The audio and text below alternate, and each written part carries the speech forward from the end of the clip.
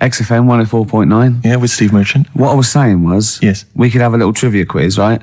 This is how it works. Their phone in, yeah, right, and they'll pitch a question to us two, right?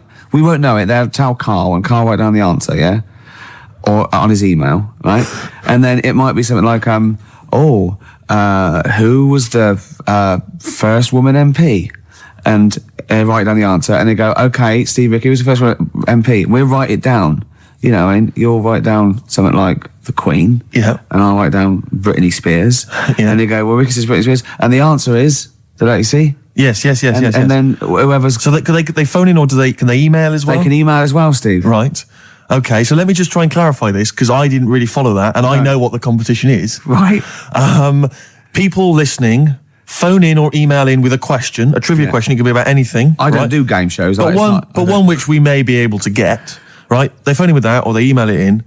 But only Carl knows the answer. He asks us here in the studio the question. Ricky and I write it down independently. We hand it to Carl. We see who's got the right answer. It's like 15-1, but 2-1. And the great thing is that the best question that we'll vote on at the very end of the show can win these 3 CDs. We've got Feeder, Echo Park, The Essential Bob Dylan. That's a 2 CD set, Rick. Maybe keep the questions highbrow to show our intellect, not things like pop and trivia. And good idea. And we've also got this big compilation, Reloaded 3. That's also a 2 CD compilation. We'll start phoning and emailing now. Emailing go with berserk. your trivia Absolutely questions go berserk. For Gervais. I'm best at science.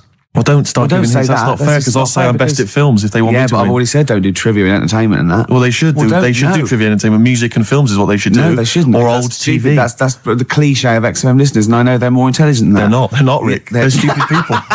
They're stupid people, and they only know about a few things. Garbage, Cherry Lips on XFM 104.9. Well, either they really want those CDs or they want to embarrass us.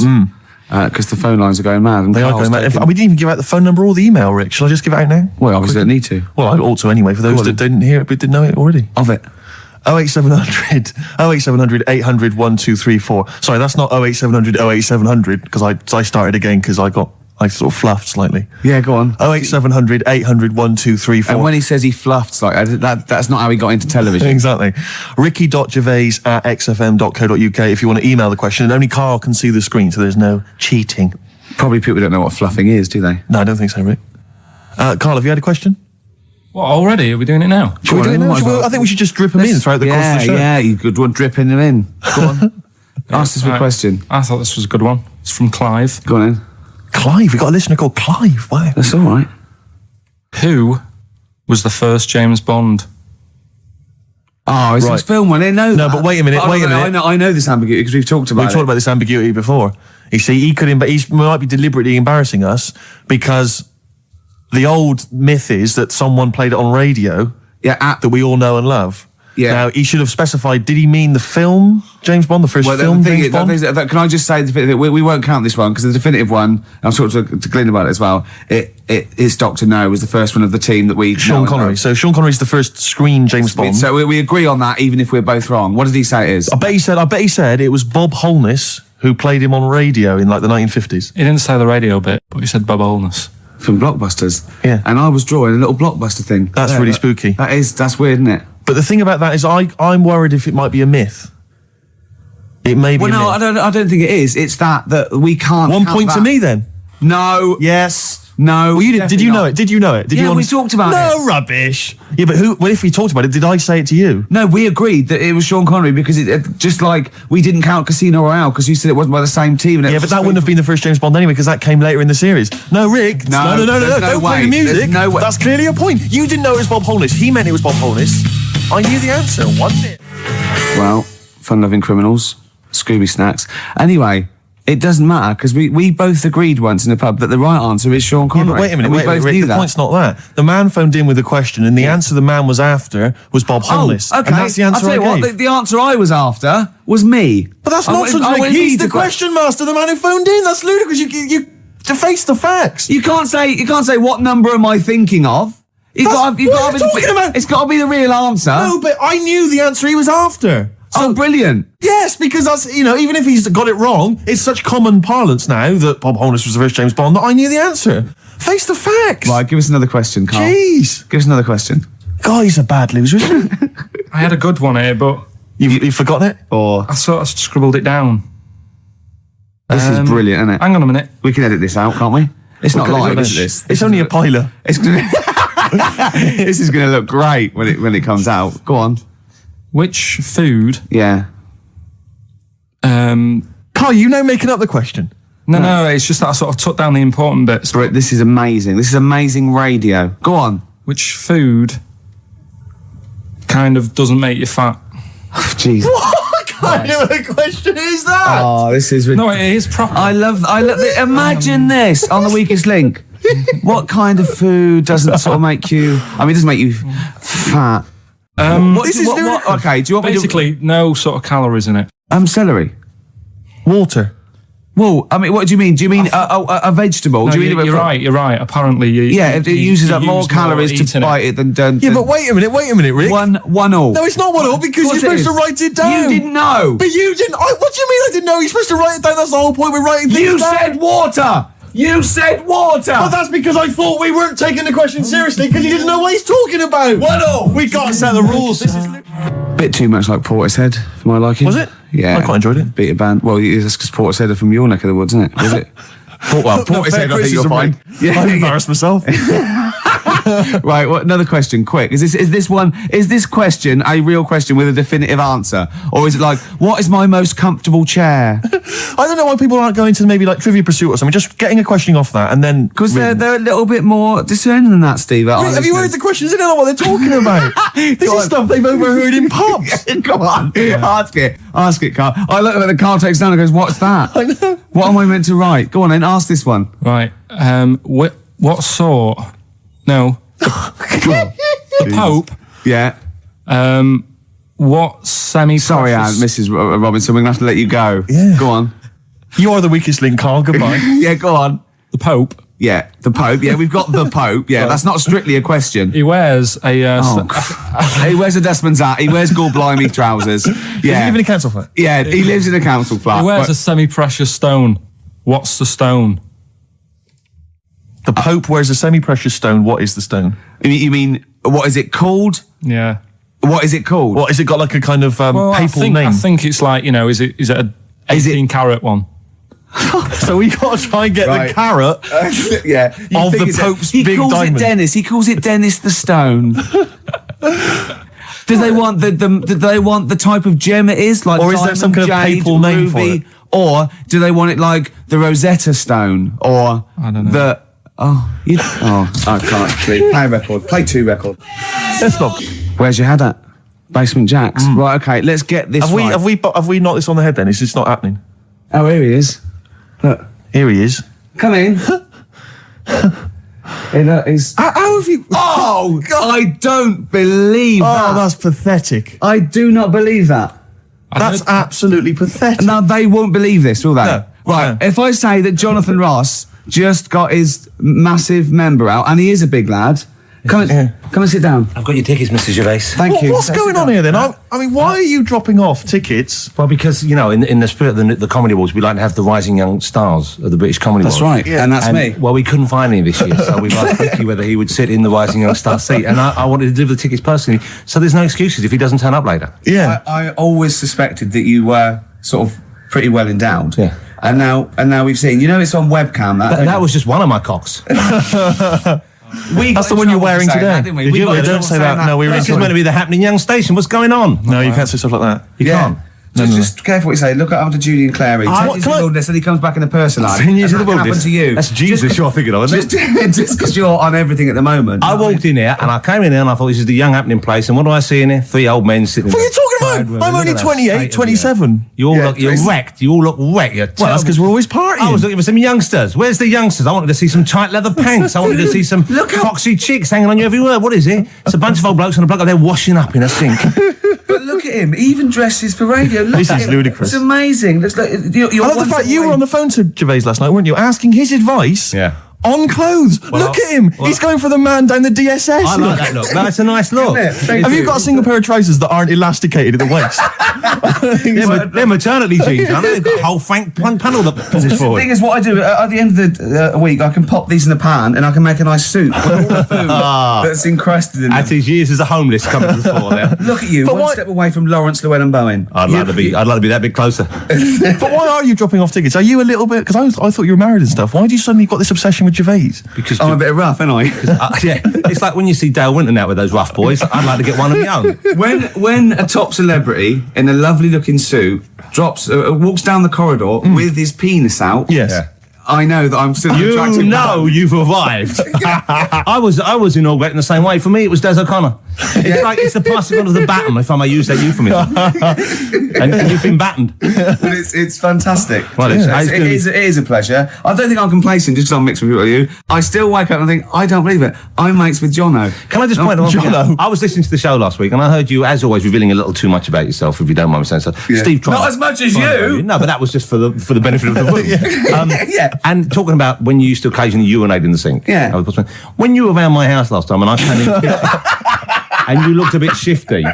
No, please reassure me. It was more ownership. That Yeah. I was like, I went to my territory, and then other people that come in that go, has Gervais been round here? It's like just marking my territory. Because my coffee the next morning had a hazelnut tang to it that I don't remember putting in. Can I just say something? Because I mean, I used to, mention to you, Gervais, when we first started getting involved in the business. Yeah. I used to say, if there was one celebrity I'd like to be friends with, it's Jonathan Ross. Yeah. Lo and behold, Ricky's befriended Jonathan Ross. I'm nowhere to be seen. But Not Ricky invited told me- round. Ricky told me that I could be his friend, providing I never extended the arm of friendship. Right. to you. Yeah, if you ever... I thought as much. He tries to keep everyone else down he works with, from the office, all the other shows. He Yeah. tries to keep them down. He said, I didn't even want I'm you to number come one. in. I wanted Yeah. to meet you on the steps. Yeah. I didn't even want to tell you you were around. But you called. He went, who's that? And he saw your name come up and he went, well, can I meet him? Well, you're all coming tonight, aren't you? This isn't Radio 2, by the way. These links are way too long. This is snappy radio. We have to play out... Yeah. You might The be kids have lost interest. But Put some more- the kids want to hear Coldplay, Catatonia, You know what I like? Faithless. How about some more of that instantly forgettable hip hop you play each week? One of those obscure hip hop hooray. That's the worst feature on British radio. You should be ashamed of yourself. Wait a minute, I've heard your As I was quiz on saying to Radio Bruce 2. Forsyth Having the a other day, I laugh. said the hip hop's had its day. You should get that one. Put it away. Put it away. I'm Carl. Carl, how you doing? I'm all right. Got a question for you. Quiet man. Got a question. Yeah. The Pope. Yeah. What semi-precious stone does the Pope wear? It's easy. Go on. Topaz. Is that the right answer? I don't know. I might have wrote it down. I'm really sorry, Jonathan. It's not what he publicly admits to, but I have to know because I was hanging out with him at the Groucho one night, and he was saying, "Oh, look at this, look at this, look at that topaz. Go and buy that. Look at that. Vatican City." Look at that. We can make a nice ring out of that, he said. Didn't go anywhere, but thanks for asking. I better go. I've got to go. I've got to go and buy you. some winkle pickers. Thank you very much. Okay. Enjoy Nice to it. meet you, Stephen. Yes. Carl, I wish I could say it'd been a pleasure, but actually it was quite creepy. See you later. Yeah. It's annoying actually that Carl never went to the email because the questions have been sent in there. Are they good? Questions, and they've all been sort of neatly spat out with the correct answer. For instance, I might have asked you this if I was the quizmaster, Go on. Rick. How many noses do slugs have? Oh, I Which is an think it's interesting 4. It is 4. Yeah. Point to you there. Let me just see if I can find another one. Who, according to the current issue of Viz, is a cycloptic pop temptress? Oh, don't know. Is it a pun on her having one eye and sounding like... Cycloptic is the clue. There's Yeah. only one pop temptress. Oh, it's Gabrielle. Of course. Yeah. 2 points. Mine are better. He didn't get them. These are rubbish. Have you ever watched a quiz show? Because I can understand the question. They're rubbish, I suppose, aren't they? That gives me a chance to know what the answer is required. Go on. Let me see if I can find another one for you. No, you're never going to get that one. That's too hard. Oh no, that just That just teases you more, Yeah. doesn't it? What's the name of... No, that's boring, that one. Sorry. There you It's go. beginning to fall apart again now. Here we are. What's the proper name for Big Ben? Is it St Stephen's Tower? You know, it absolutely is. That's 3 out of 3. That's fantastic. Yeah, because the bell named after something like Benjamin so and so works in it. It's Stephen's Tower, and that's the big bell. It's actually, in a weird way, I didn't know any of those. So it's actually quite good that we did kind of balls it up with Carl, because otherwise there'd have been egg on my face. Yeah, but I still won. I just won less. Oh, did you? Yeah, you did win. Yeah. I've already forgotten. I already wiped that out of my memory. Yeah, but hey, Steve, it's not me that's the real winner. It's Neil who asked that question About pubs. and he's got those 3 CDs. Just tell him what they are again. Just Feeder, Echo Park, a compilation called Reloaded 3, lots of great stuff on there, and the Essential Bob Dylan 2 CD. Have you set. called him and told him? No, not yet. This is such a shambles, isn't it? Because what if he goes out or something? Actually, if he's listening, can he give us a call? That is so lazy. Can't we call him like Tarrant would? I would have That's had his surprising. number. You've not got his number? I forgot. Oh, this is I unbelievable. said get the numbers, Carl. I wanted to go for the Pope one. Carl, do you actually work here in the week? Or, like, did you just, like in a film when they knock someone on the head, put on the spacesuit and go to the moon? Is it like Secret of My Success and Michael J. Fox? You actually work in the post room, but Saturdays there's no one around that recognises you. So you pretend that you're a producer? Yeah. Because you don't seem to know any of the rules. Because I reckon that name's made up. When did I say a producer? When did I say I was? Carl Pilkington is a name that you'd come up with on the spot. No, he doesn't work. No, he's not a producer. He says he works in sound. He works That's what in he says. sound. Yeah. Well, I'll tell you what. Work with this. This is my song for the lovers. It's a beautiful track. I've played it before. I'll play it again. It's one of my favourite tracks of all time. It's Bob Dylan. If You See Her, Say Hello. Here's a little bit of trivia for her. This is the last song I ever played on the old XFM before Wow. they came in and said, "Okay, you can go now." That's incredible. Isn't it? Bringing tears to my eyes. Lovely.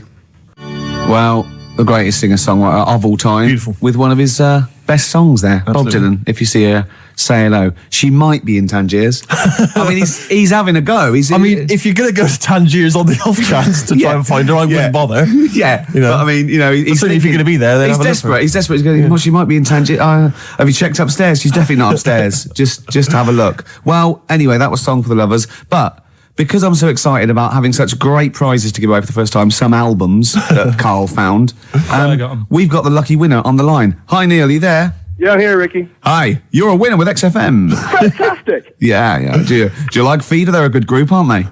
Feed it back. Well, yeah, the kids seem to like him. They do. The kids like them, and then Bob Dylan. He's a great, lovely bloke with a guitar, isn't he? You're working hard, aren't you? I'm fed up with this, mate. Really, honestly, I just don't know what else to do. I come in every week. I try and do. Yeah, You have to write a new series of The Office. That's what you have to do. I'm trying, but I've got voiceover work now, so there's more money in that. You're everywhere. Yeah. Willie's adverts. Yeah. Oh, sorry, I shouldn't mention that shit on the radio. No, it's all right. It's all So, right. Neil, Steve Merchant here. Will you be looking forward to receiving these albums? You've got Feeder, Echo Park, Bob Dylan album, the best of, and a compilation. You looking forward to them? Oh, absolutely. You know, I mean, it's going to really lift my Christmas haul. I'm not going to get to go home this year, so that's going to make up for it, I'm sure. Neil, what of those three? Which one will you be putting on first? I think Feeder, Echo Park, because the kids seem to like it. Okay. Excellent. Thanks very much. What will you Neil. be doing for the rest of the weekend? Are you going to be chilling out? I'm chilling, man. I'm freezing. I'm playing golf right now. That's madness. It's very cold out here. What's your handicap? What's my handicap? My short game's terrible, but Right, yeah. You're going to be watching the National Comedy Awards this evening. I hear that The Office is nominated. you guys are the shoe-in. Sorry? Yeah. You're a shoe-in. It's yours. Thank you. I don't know what a shoe-in is, but I'd like to go to I one. think it means like foot in the door. Lovely. Yeah, Does it? not putting the door. It's like, No. it's yours. Your name's already on it. Oh, really? I Wow. would think so, yeah. Well, why would Ross stop around?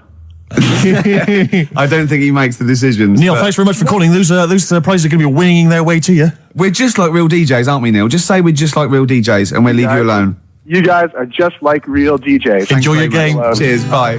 The reason you became king of the universe, of course, is because of your fascinating French bread anecdote. Oh yeah, come on the then. story? How did baguettes come about? If this is going to be someone cooked a loaf a bit wrong and said I can still make a sandwich out of it, I'm going to hit you. No. Go on then.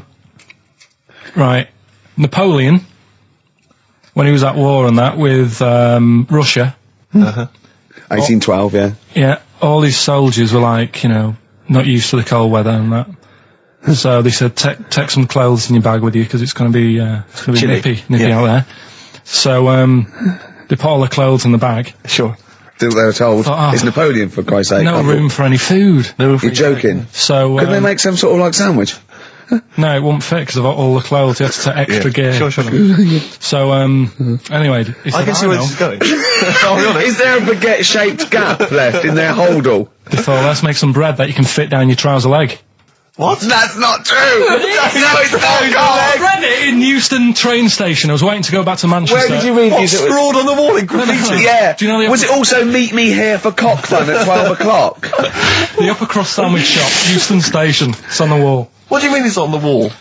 Do you know how it says like sail on at Dixon's, whatever? Yeah. Next to that, there was like a bit of information. Once you've read the stuff on I Dixon's, get information. there's a big thing about history of the baguette. I read it and I thought, we got to make a sandwich we can split down our trouser leg. That how can you march and fight with a huge piece of bread down your trousers? Although it would be intimidating. You see them coming, you go, sacre bleu, look at the size of them. They're big fellas. Well, blimey. I can't help but feel that could be a practical joke at your expense. yeah. Do that. Well, the Earl of Do you ever Sandwich... question anything you read? If it's printed up, is that, Yeah. like, fact for you then? Well, it's not funny. I mean, if they were trying to be funny, it's like, it's not, is it? So it's information. Have you heard us? Things sometimes want to be funny when they're not. That's exactly what happened with the sandwich. The Earl of Sandwich wanted something he could fit down his pants. And it was those triangle cut sandwiches wrapped in cling film were perfect. You might be right. You might be right. I am. Because the Cornish pasty, so they could drop it down the mines, isn't it?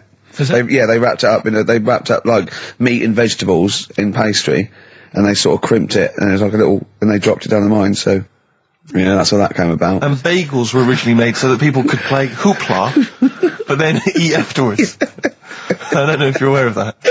That is true, Carl. Well, anyway. Call my bluff. Is one of them true? Yeah. They're all true. They're all true. Yeah. Tell your kids that when you have them. Yeah. You know, if they're still alive in a million years. Well, it might be true. Can someone confirm that baguette fact that it was so Napoleon could stick it down Not him. his trousers? Not him, his soldiers. His men. Yeah. Fascinating information. Fascinating bread information, Carl. Radiohead. Yeah, now this is my song for the lovers. It's a beautiful track. It's Let Down off OK Computer. It's one of my favourite Radiohead tracks. It's lovely. Right, set the tape going now if you want to tape these songs. Avalanches, Frontier, Psychiatrist. Absolutely. Well, we've had lots of emails. People, obviously, we inflamed and provoked Well, about actually, I have to say, the Rick- Cornish pasty. I've got a couple of amendments to that. The crusty bit, is actually as a handle, because obviously the miners had dirty hands, and they'd eat all the stuff in the pasty, and they'd be left with this sort of crust, and they could throw that away. Mm-hmm. Also, someone told us that at one end was an apple, so you have a little sweet as well. Your dessert. So, there you go. You noticed how, like, over the years we've been doing this, way back when we started XFM, no one ever contributes when we ask about the music, when we ask about hip-hop, or their, opinions on that, anything important. No. But start talking about pasties. Yeah. We've had about 5 phone calls. Yeah. And someone phoned up to confirm. They used to work for Upper Crust, and basically, Carl got all excited. So it is true. She went, well, I don't know if it's true. I've read the same sign you did, Carl. Interestingly, there's an email here that says, which basically offers a history of the baguette, and talks about after the revolution, the government decreed that all of France must eat the same bread. And it was up to the bakers to bake this bread of equality. And then Napoleon kind of made sure it was a particular, he kind of set in. Obviously on the bread you can eat anything you find in the garden. Frogs, snails, bits of horse, But squid. the interesting thing is, Rick, that there's no mention of sticking it down your trousers whilst going to war. The French have tried to keep that secret for over 100 years, It was only Steve. the upper crust people. Yeah, nearly 200 years, that is a top secret. Somehow Euston Station Upper Crust got hold of a document, left behind in an old sea chest, possibly Napoleon's, could have been Josephine's. Unfortunately, jotted it down. He's kicking himself now. Oh, Secret, I cannot believe I left a note. If he talked like that. He did. He did that, yeah, he talked English, but in a very funny French accent. We never got the, we should go in a competition who's the tastiest cartoon ever. Well, actually, I threw someone up did Cheetara, I threw up, Jessica Rabbit. I've had some people contribute here on Go the on. email. We've got someone here, Dom, has emailed us. He's told us that, for him, Daphne from Scooby-Doo. Yeah, Always popular choice. And obviously this is one I've never quite understood, Wilma from the Flintstones. I've actually always felt that Wilma, I don't know, I just thought she was a bit... No, not a bit Wilma, homely. Betty, surely. Yeah, Betty. Well, this is what I'm saying, Wilma, I mean, yeah, Betty, surely, but Wilma? No, I mean, it's she's quite like- homely. But Betty, yeah. Come on, Steve, you wouldn't say no to Wilma. No, I suppose not. Rick, we've got a couple of emails in here, and they're saying they enjoyed your performance over the Christmas period on a programme called 100 Greatest TV Moments. Yeah. Did you do an interview or something? What was the deal? I didn't see this. Yeah, the Office was in there, wasn't it? And I was interviewed for it. But what are they talking about with they enjoyed your performance? Come on, tell me You what know, do you? No, I It's the thing that I did on Razzmatazz. Oh, is this where they found a clip? Or Yeah. No, alright, I was in a band and we had one single out or something, and I did one TV appearance when I was about, oh god, and they showed a bit of it, about 7 seconds, me on Razzmatazz. Oh god. Razzmatazz, for those that don't remember, was like a kind of, I suppose, what was it, like a kind of CD UK of its time? Yeah, exactly, yeah. And, oh god. And it was of the time, sort of new romantic. And they showed a clip of this? I looked about 10 and about 5 stone with hair and makeup and girly clothes. My sister actually said I look like Posh Spice. Brilliant. There's a funny story about that, right? Because we were rushed and we had to do this thing, and and we were meant to take a flight to Newcastle.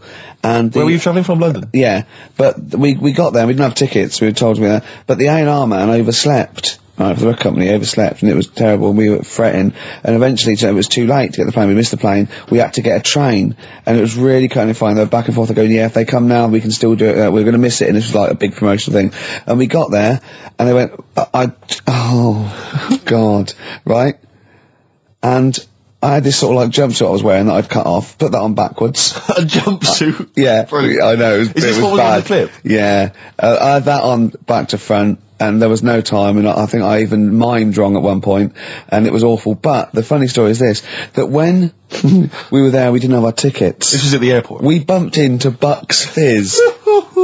The guys and girls from Bucks Fizz and their manager, so there's like 5 of them, right? And there's 2 of us, and they had 5 tickets, and Bucks Fizz tried to smuggle us through.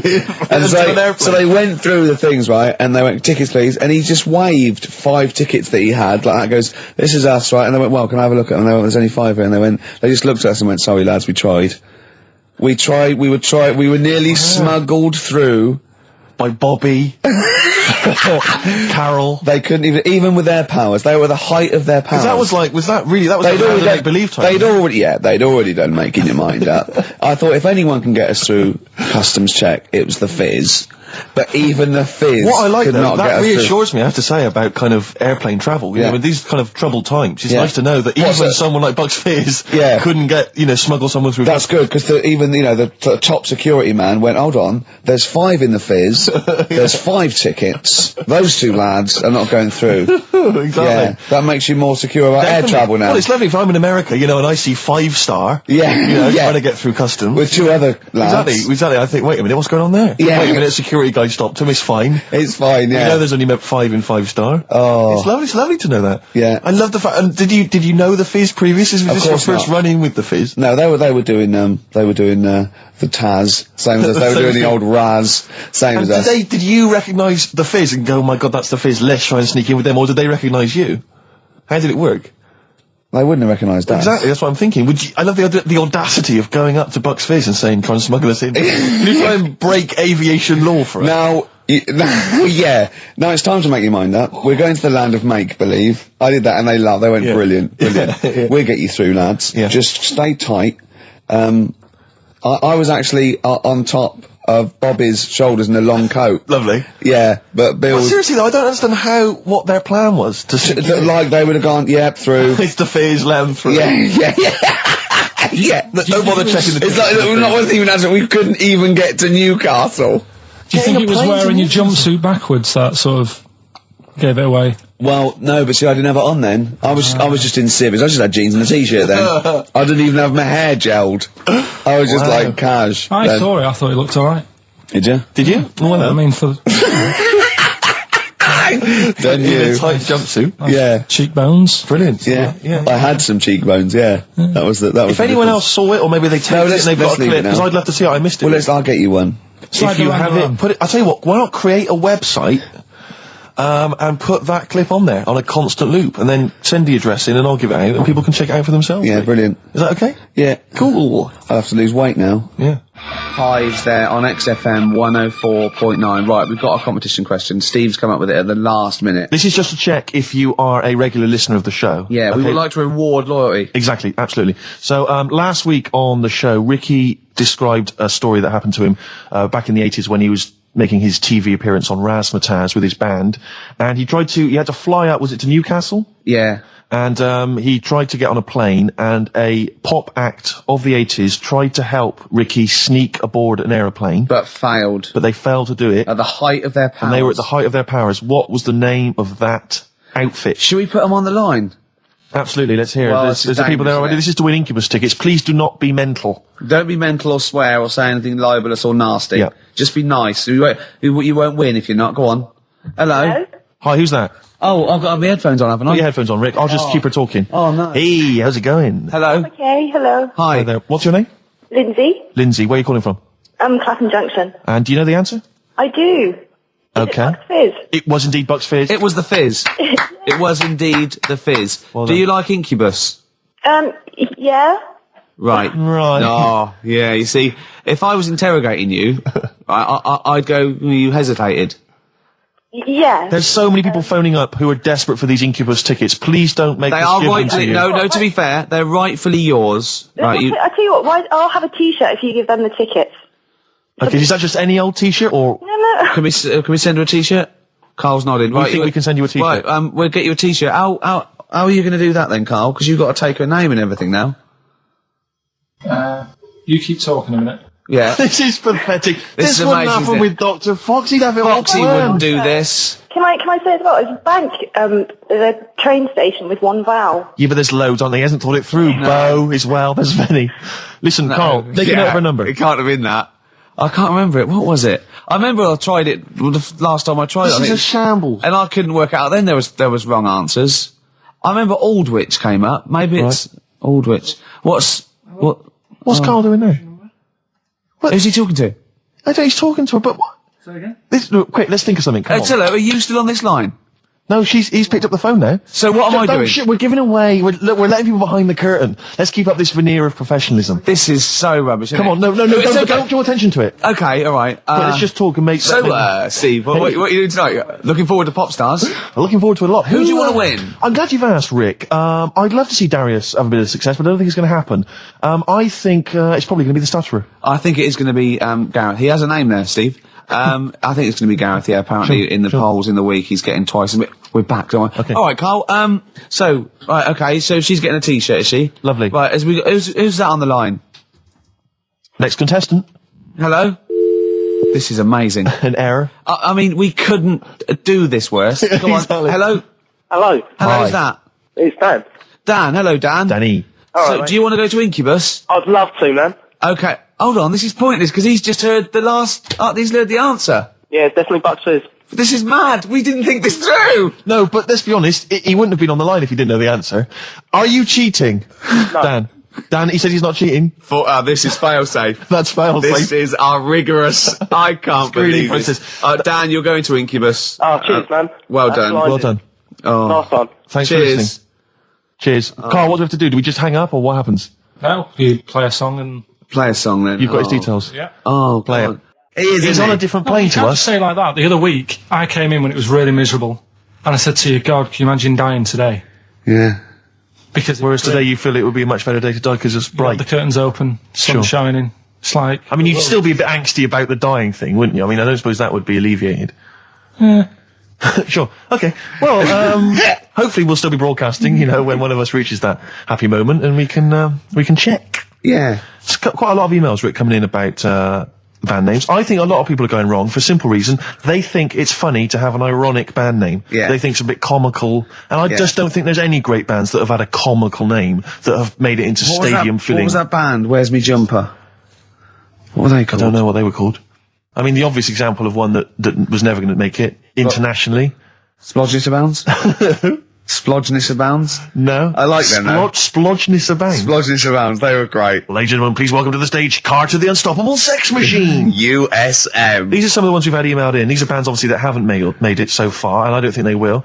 Ladies and gentlemen, please welcome to the stage The Lazy Birds. Nope. No. Ladies and gentlemen, please welcome to the stage The Paperclips. That's not a real band. That's what is it? someone sent in. I don't know, yeah, but no band name is weirder than the others, and also you grow into it. I mean, the Stones and the Beatles are iconic because they are iconic bands. What you think you'll grow into? Ladies and gentlemen, please welcome Shuttle Rock. Ladies and gentlemen, please welcome Treehouse Casino. I don't think they're gonna... That's just made up! Well, possibly. Well, they all are, But they all obviously. are. But my point is, people say there's Yeah. no logic to band names, but if you think a band name like the Smiths, Great. that's genius. It is, It yeah. sums up everything that band is about. Yeah. You know, the kind of they're capturing that mediocre world of grim up northness. You know, My it's- favourite, Sonic Youth. Sonic Youth is genius. Nirvana. These are incredible band names. So Yeah. there is some logic to it. Yeah. I genuinely Sonic believe is it's not just great. arbitrary words. What about The Madness? Cure. The Cure. Madness sounds rubbish, but they're good, aren't they? Yeah, but again, they were never going to be.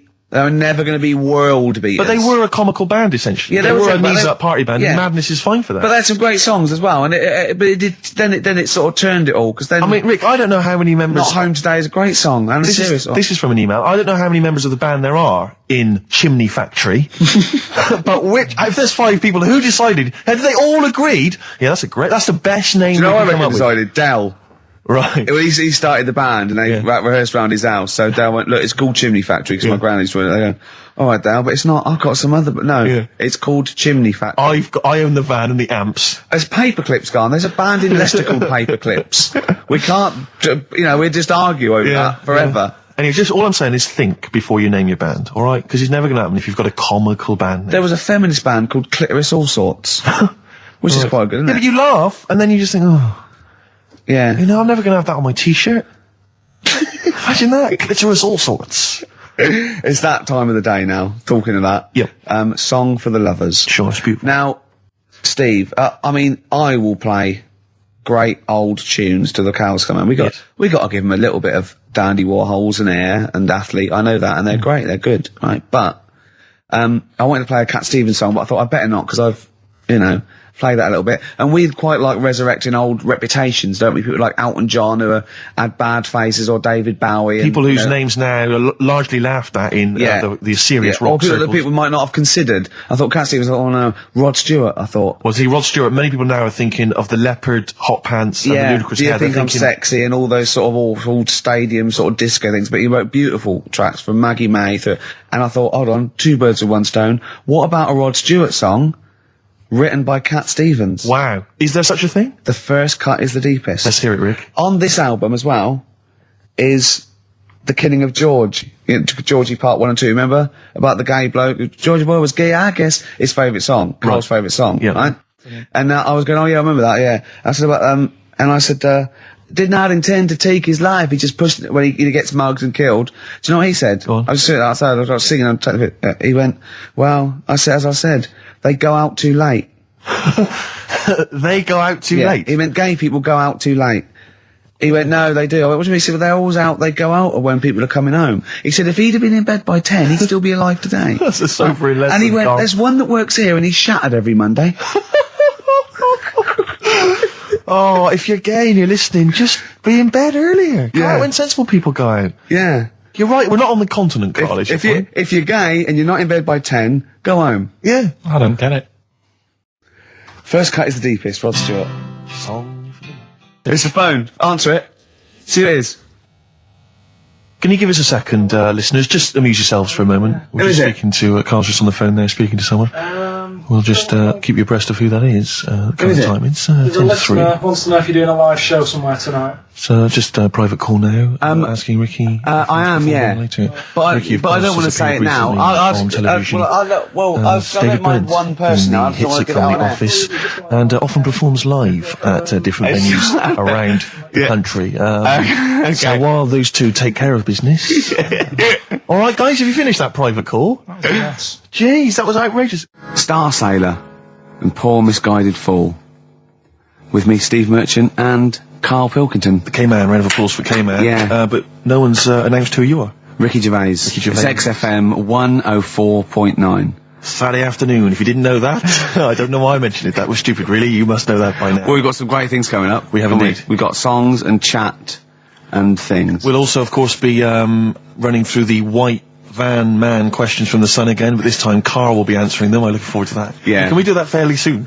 Oh. There's some good questions this week. Yeah, we will, but as I was coming in, there was like a bunch of posh lads, I think university students, trying to get in, because they're doing one of those scavenger hunts that they have to get points for charity and do stuff, and one of theirs is get on a live radio show. Right. So I sort of felt sorry for them, so I said they could come on air, just for 5 minutes. Who are that's they? all right. They're just, Are they toffs? They are sort of like toffs, but they're trendy toffs. They're obviously... Trendy toss? I don't know Yeah. what's that. Is that like Lady Victoria Gervais? Is she a No, I don't mean that, no.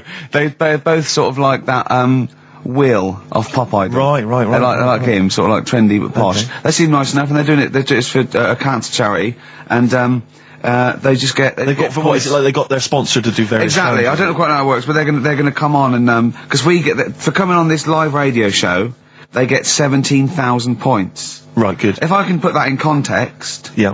if they were to say to help deliver a baby, they only get 7,250 points. But it's much easier. It is. There's lots of women just Happily gonna let dropping a couple of sprogs posh all posh. over the place. You can't get on a live radio show these Exactly. days for love nor money. That's true enough. You know what I mean? Yeah. So When are they coming in? Carl said they're going to just... 1:30. I had a word with them. Okay, what did you make of them? They are posh, Really? but they said they're going to wander about and go and see if they can deliver a baby and that, and then come back here for 1:30.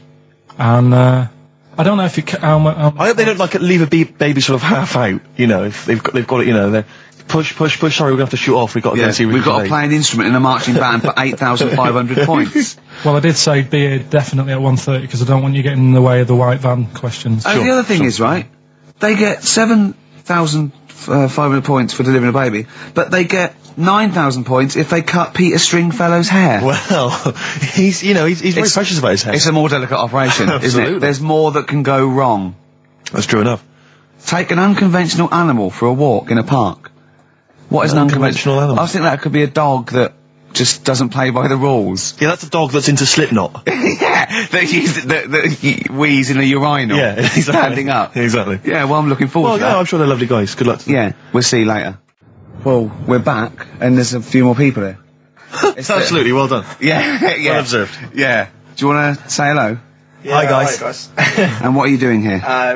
This is Mark and James, or Sco and Belch, and we're here. Sorry, your name's what? Sorry, say the last bit again. Or what? Sco and Belch. Sco and Belch? Yeah, that's right. Do you want to explain that?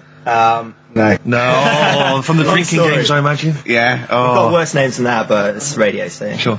Now, you're presumably we've We've just well, we kind of graduated. We've been in work like about a year or two. And what do you do? I work for a management consultancy. I work for a distribution company up in Birmingham.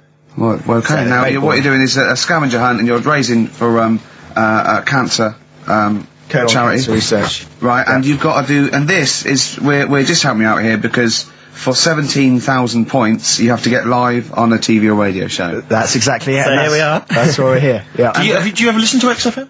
I know of it. Yeah.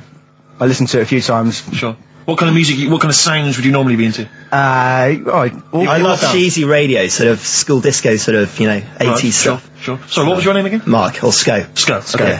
And you're Belch. Belch. And what sort of sounds would you be grooving to, Belch? Cheesy. UK garage? Well, Craig David. a bit of house just very occasionally, a bit of cheese. It depends what kind of mood I'm in, you know. Now, you don't listen much, but you I mean, kiss a celeb because Carl. Yeah, we actually want to do that with you, Ricky. Is that all right? No. That's not going to happen with okay. Ricky, but Carl's now got his name mentioned in Heat magazine. Is that right? Well, that's If you want to brilliant. snog Carl, we'd love to see that. I mean, we don't want to snog Carl, but I mean, we were thinking if there was kind of a female presenter here, we might be able to do something. But What are you saying? A female placenta.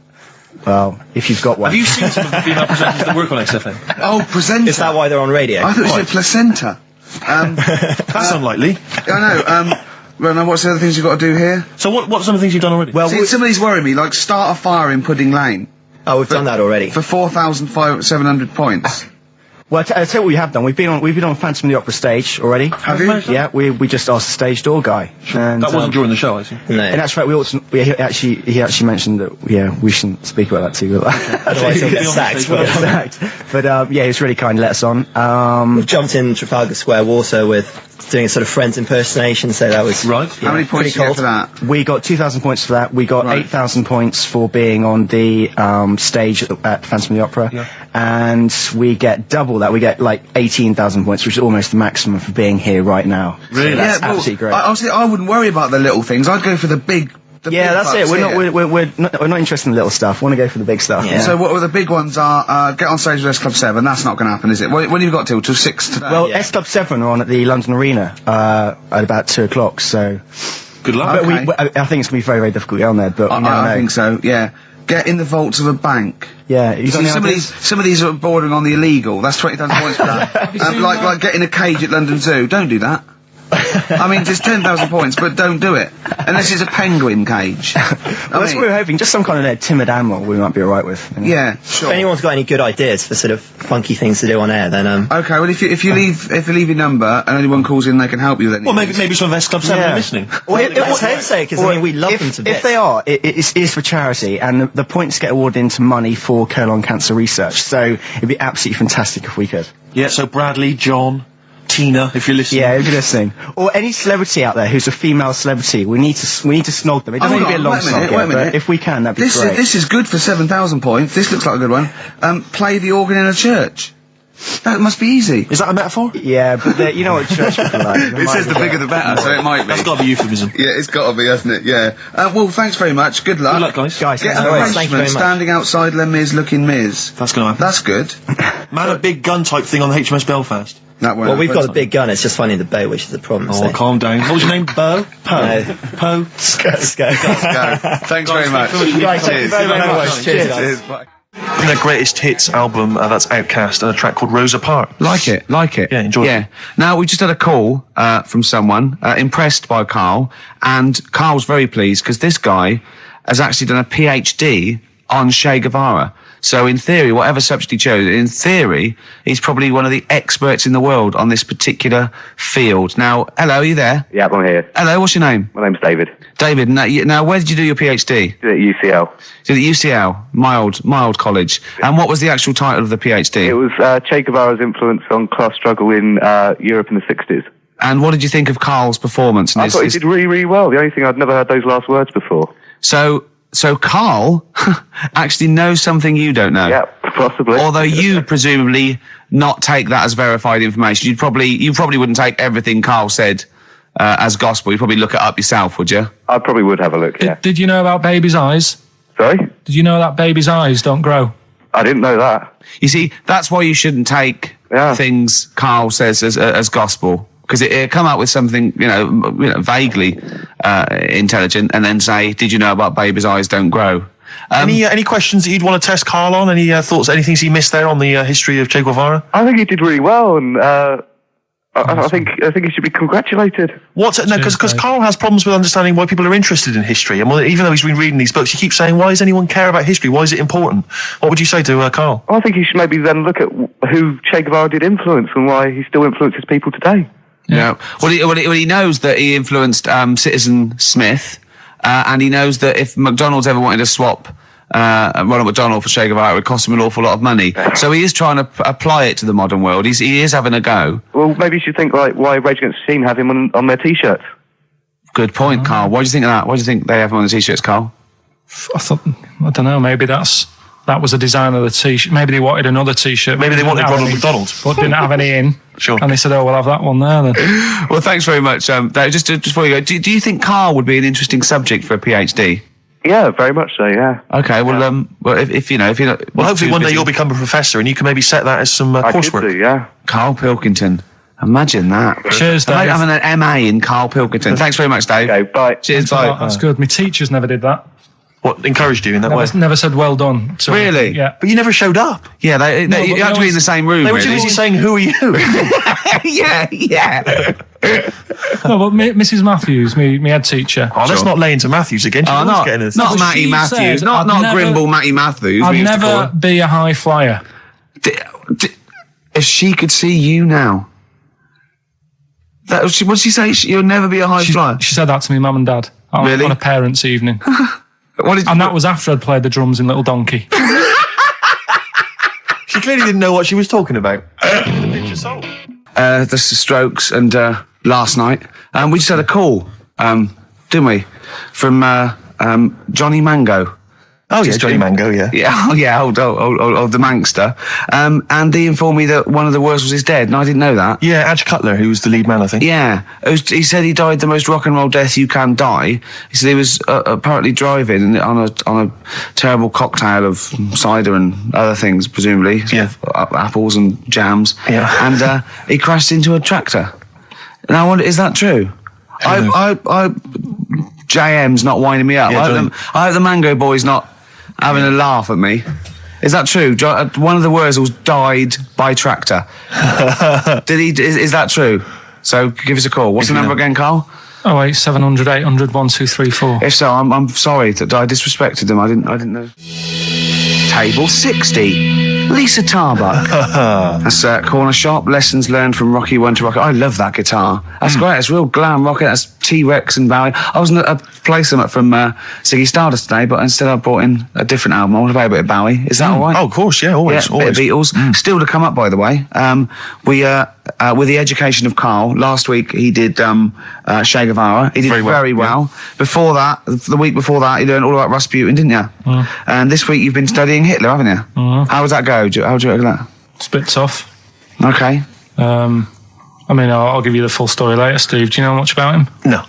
So, they're all linked. All these stories I've been reading, they've all got a similar sort of thing going through them. They have a bit of a tough upbringing. Things aren't going well, and they seem to take it out on other people. Okay. But I'll tell you more later. Okay. Yeah, I don't think you can... I mean, I don't think Hitler and Che Guevara... It's the same thing. Che Guevara, when he was a kid, had like asthma. Right? He wasn't an happy kid. Hitler, he only had one ball. Well, I was trying to find about that. Yeah, seriously, he phoned me up in the week. I said, "How's it going?" He went, "I've skimmed it. I've just skimmed it. I was looking for the testicle thing. Now I don't know if they left that out or it's not true."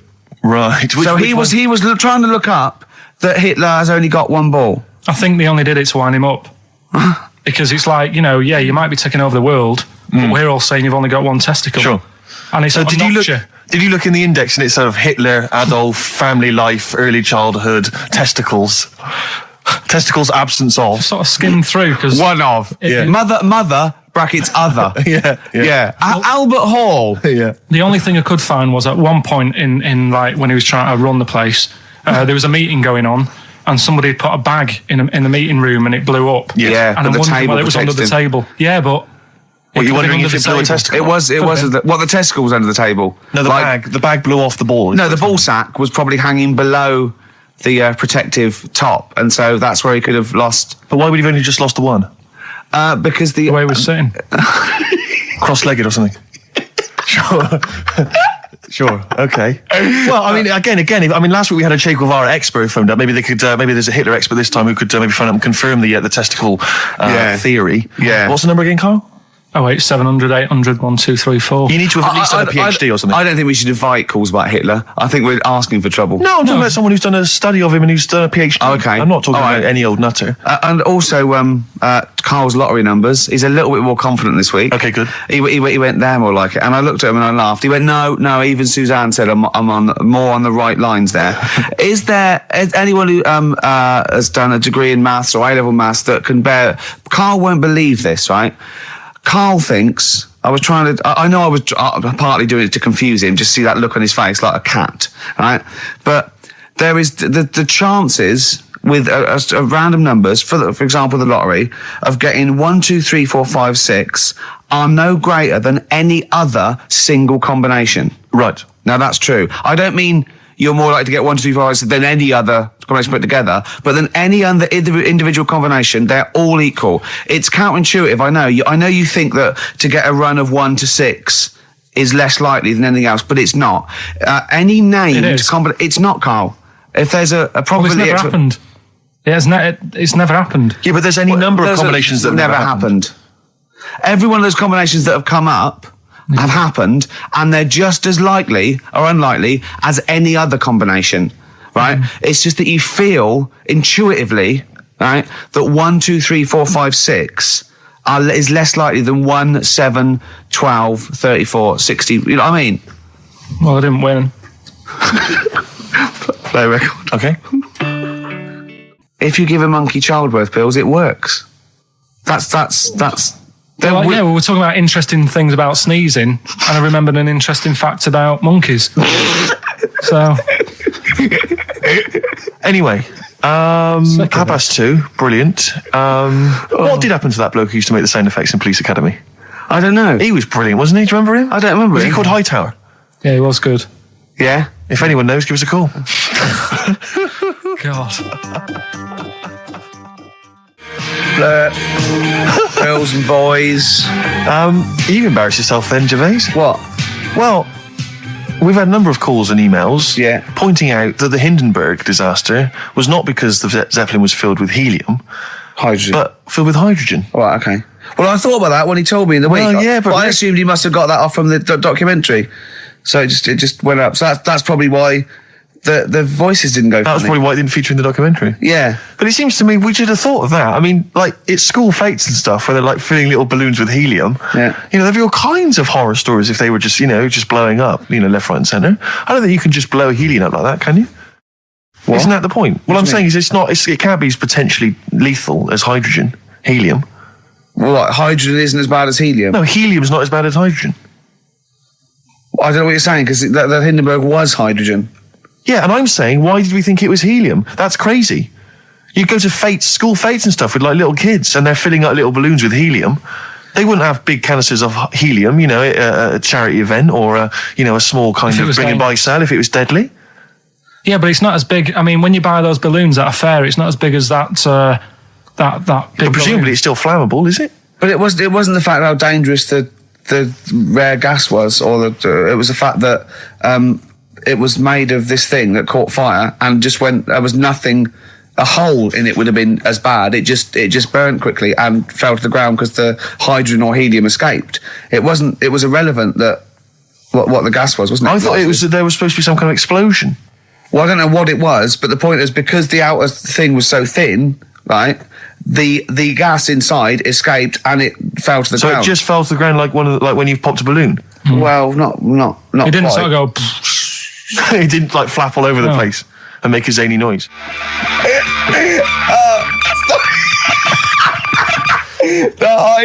I just explained what I'm laughing at, right? We just had a call from someone saying his company would sponsor Karl, right, to be raised by all these balloons if he could have a walk-on part in the office. And we immediately went, we're worried about that sort of thing. You can't really promise that artistic, And I was worried about the legality of it as well. How can you promise someone that for personal gain that's a private and all that sort of stuff, right? And I went, I don't know. And anyway, put the phone down to him and Karl went... I love the fact you're more effing worried about that than me being raised 30 feet in the effing air. You started getting scared, did you? Are you worried about it? Well, you're quite excited about the idea of the challenge, aren't you? I like the idea, but I want like... Why do you like the idea, Karl? Oh, what if it went all wrong and we're there going, the humanity of it. I think we need Karl to get... he's just... On the rope would pull out my trousers and Oh, no, it's definitely got to be Dr. Fox if that's going to happen. God. We've got to do this. So hang on, but let's just think about because wait a minute, we say this, but we'd have to get all kinds of health and safety people involved. No, we wouldn't. Of course we can't just start raising you in the air. No, you're allowed to do it on private land, aren't you? Look what happened to the Hindenburg. No, but I was just saying there was lots of people died. Listen, look, all we do is we get someone, right? But what if he gets loose and he just floats off into the air? And he meets his magpie that he lost. He used to peck his grifter. balloons. His balloons. So I'm so excited about this. Listen, we've got to do this. No, but please. Shut up a minute. Let's just stop and think about it. It's Right. 60,000 balloons. Look, no, it's not. It's 6,000. But 6,000 balloons, that's a lot of balloons. No, it's not. No, it's don't not. be silly. For 6,000 sponsorship, people pay for... no, listen, it's worth it. There must be a company out there that'll pay for this, just so we can film Hang on, it. is there not an easier way of just getting one big balloon? Then the challenge is there's no challenge then. No, it's got to be. It's got to have people coming up and hooking balloons. It'd be like Buckaroo, and the person who puts the balloon that actually raises him 10 feet wins a prize or something. So hang on. So what we've got each person with like 500 balloons. Yeah, that's mad. Can you imagine how many balloons that is? That's ludicrous. 6,000. Yeah, that's an awful lot of balloons. I don't know. There must be someone that could do this. Oh look, people have walked on the moon for Christ's sake. We can raise Karl Pilkington with some balloons. Yes, but they had a NASA budget. We've got XFM behind us. Yeah, but balloons.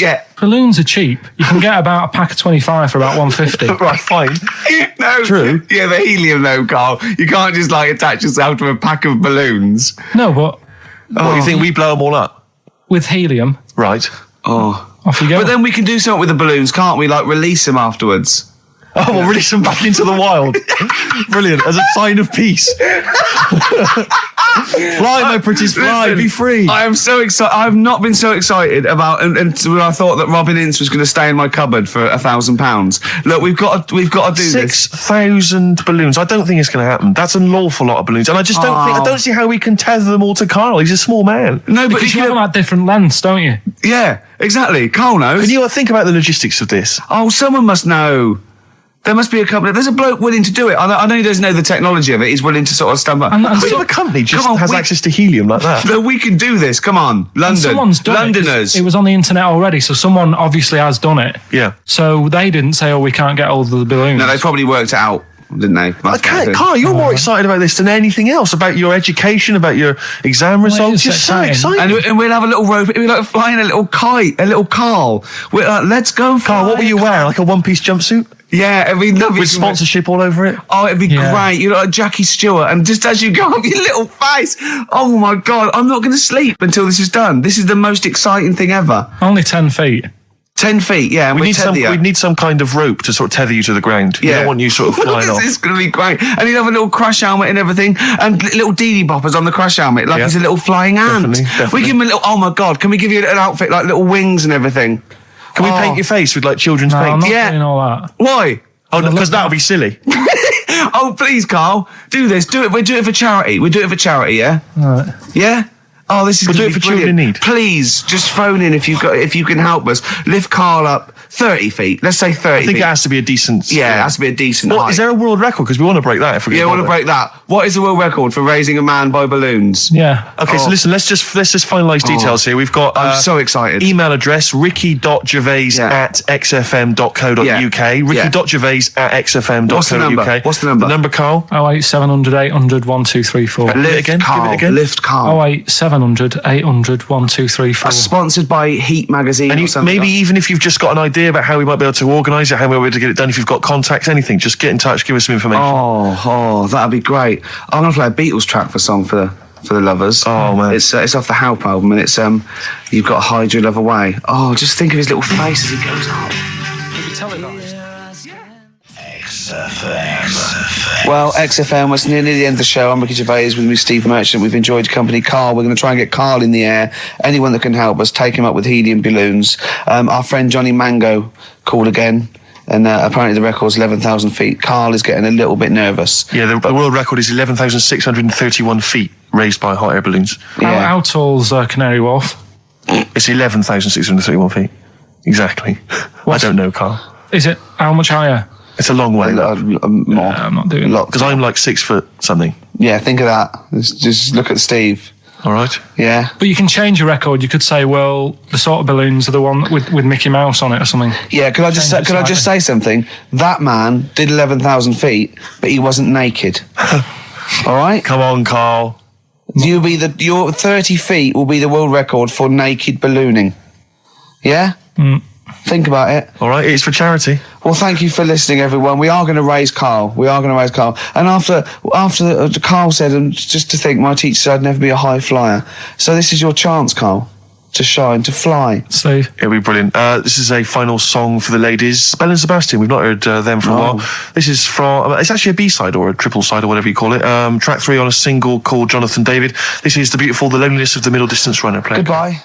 It's just gone 4:05. It's Ricky Gervais show. That's Steve just doing the microphone, putting his headphones on. Sorry, Rick, I'm not... Sorry, you just didn't give me much time to prepare myself. So No, hang on. a week. Yeah. It was actually a week. I think that's working. My headphones are not quite working. Hang on. No. It's going all right, though. Well, not only we haven't not prepared for the show. Yeah, okay. I thought maybe people could phone in and give us some subjects to talk about. 0171 580 2000. Yeah. Or they can fax in 0171 580 1234, and they could get like a discussion going, like, what do you think of that Tour de France nonsense? And we could sort of, no, not that. What do you think about, well, you know, it's their idea, isn't it? 0171 580 2000. Quickly, I mean, really, seriously, just get on the phone now. This is my record of the week. Yeah, go on. Yeah, what is it? Exciting? Yeah, it's Foo Fighters. Right, yeah. Walking After You. I'm looking forward to it. It's quite interesting. I think it's quite interesting, Rick, because, you know, it's a very sensitive song, very beautiful song, and I think it betrays something about you, about the inner Ricky. Yeah. Which I don't think we've ever sort of really tapped into before. No, but I mean, I've got something exciting for you as well. Really? Because maybe you can find love too. Because Petru sent in a piece of paper here from, see there, from Mix Mag. Yeah. But it's the personal ads. Oh no, it's not. It's an ad. It's Select. That's an advert. Whatever, Rick. It doesn't really matter, does it? Realism. It makes all the difference. No. So I don't think I'm just making it up. Come on. Right. Lonely, depressed bi girl needs someone of any age to understand. Right? Any age. Right. Well, that fits, your any age. Certainly. Yeah. Ugly freaks preferred. Yeah. Right? Anyone accepted. Well, I'm in there. Well, don't count your Give it to me. chickens. Don't count your chickens. Confidentiality and honesty assured. Yeah, that's fine. Reply guaranteed. Give it to me now. Now, I know what you're thinking. No, Because she said, give it to me now. I know what she said. I know why you're thinking. She's any age, which you fall into nicely. Yep. Ugly freaks preferred. So you're at the top of the list. And anyone accepted. See, but I don't think she realises quite what you look like because you're not in her framework. Do you know what I mean? So I still think you might be disappointed. No, Gervais, this will work. This will work. Let me see this. Only depressed bi girl. What does that mean, though? Bi girl. What does that? Bisexual. Bisexual? Yeah. Again, I think she means bisexual. Sexuality of any human. Do you know what I mean? Well, all I'm saying, bisexual, Gervais. Do you know what I mean? Am I right? What do you mean? Hey, 3. Yeah, hey, 3 people. What? 3 in a bed. You, a bisexual, and an amphibian. 3 in a bed, Rick. Hey. Hey? But you won't be one of them. It's not going to happen, is it? No. Nearly 25 past 4. Ricky Gervais show. I'm Ricky Gervais. Gervais, I know we haven't got much in the show today. We've not really thought of anything to talk about. Why did you just give a time check then? Just to fill it up. I know, exactly. Yeah. But why? Do you know what I mean? Because the music, sunny out as the well, music was playing, right? And you mentioned it's 25 past 4. We'd never do time checks. How is that useful? What are you expecting? Someone's looking at it, they're going to think 25 past 4. Christ, I should be at my mum's house. They haven't played any good records. I can't let it interesting, but thank God he told me what else. I've got to take that bun out of the oven. Well, exactly. You never know.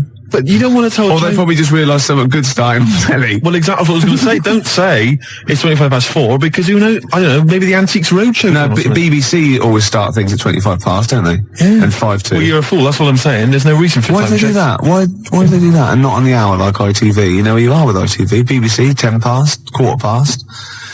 0171 580 2000. Yeah. Why the BBC? I'm struggling. You are indeed. Well, I'll tell you what I'm going to do. I'm going to quickly go to an ad break, which is good. Yeah. That keeps people pretty fixed. Oh, yeah. They'll be desperate. Yeah. They'll be listening to those But I'll ads. do a little trial. Watch this.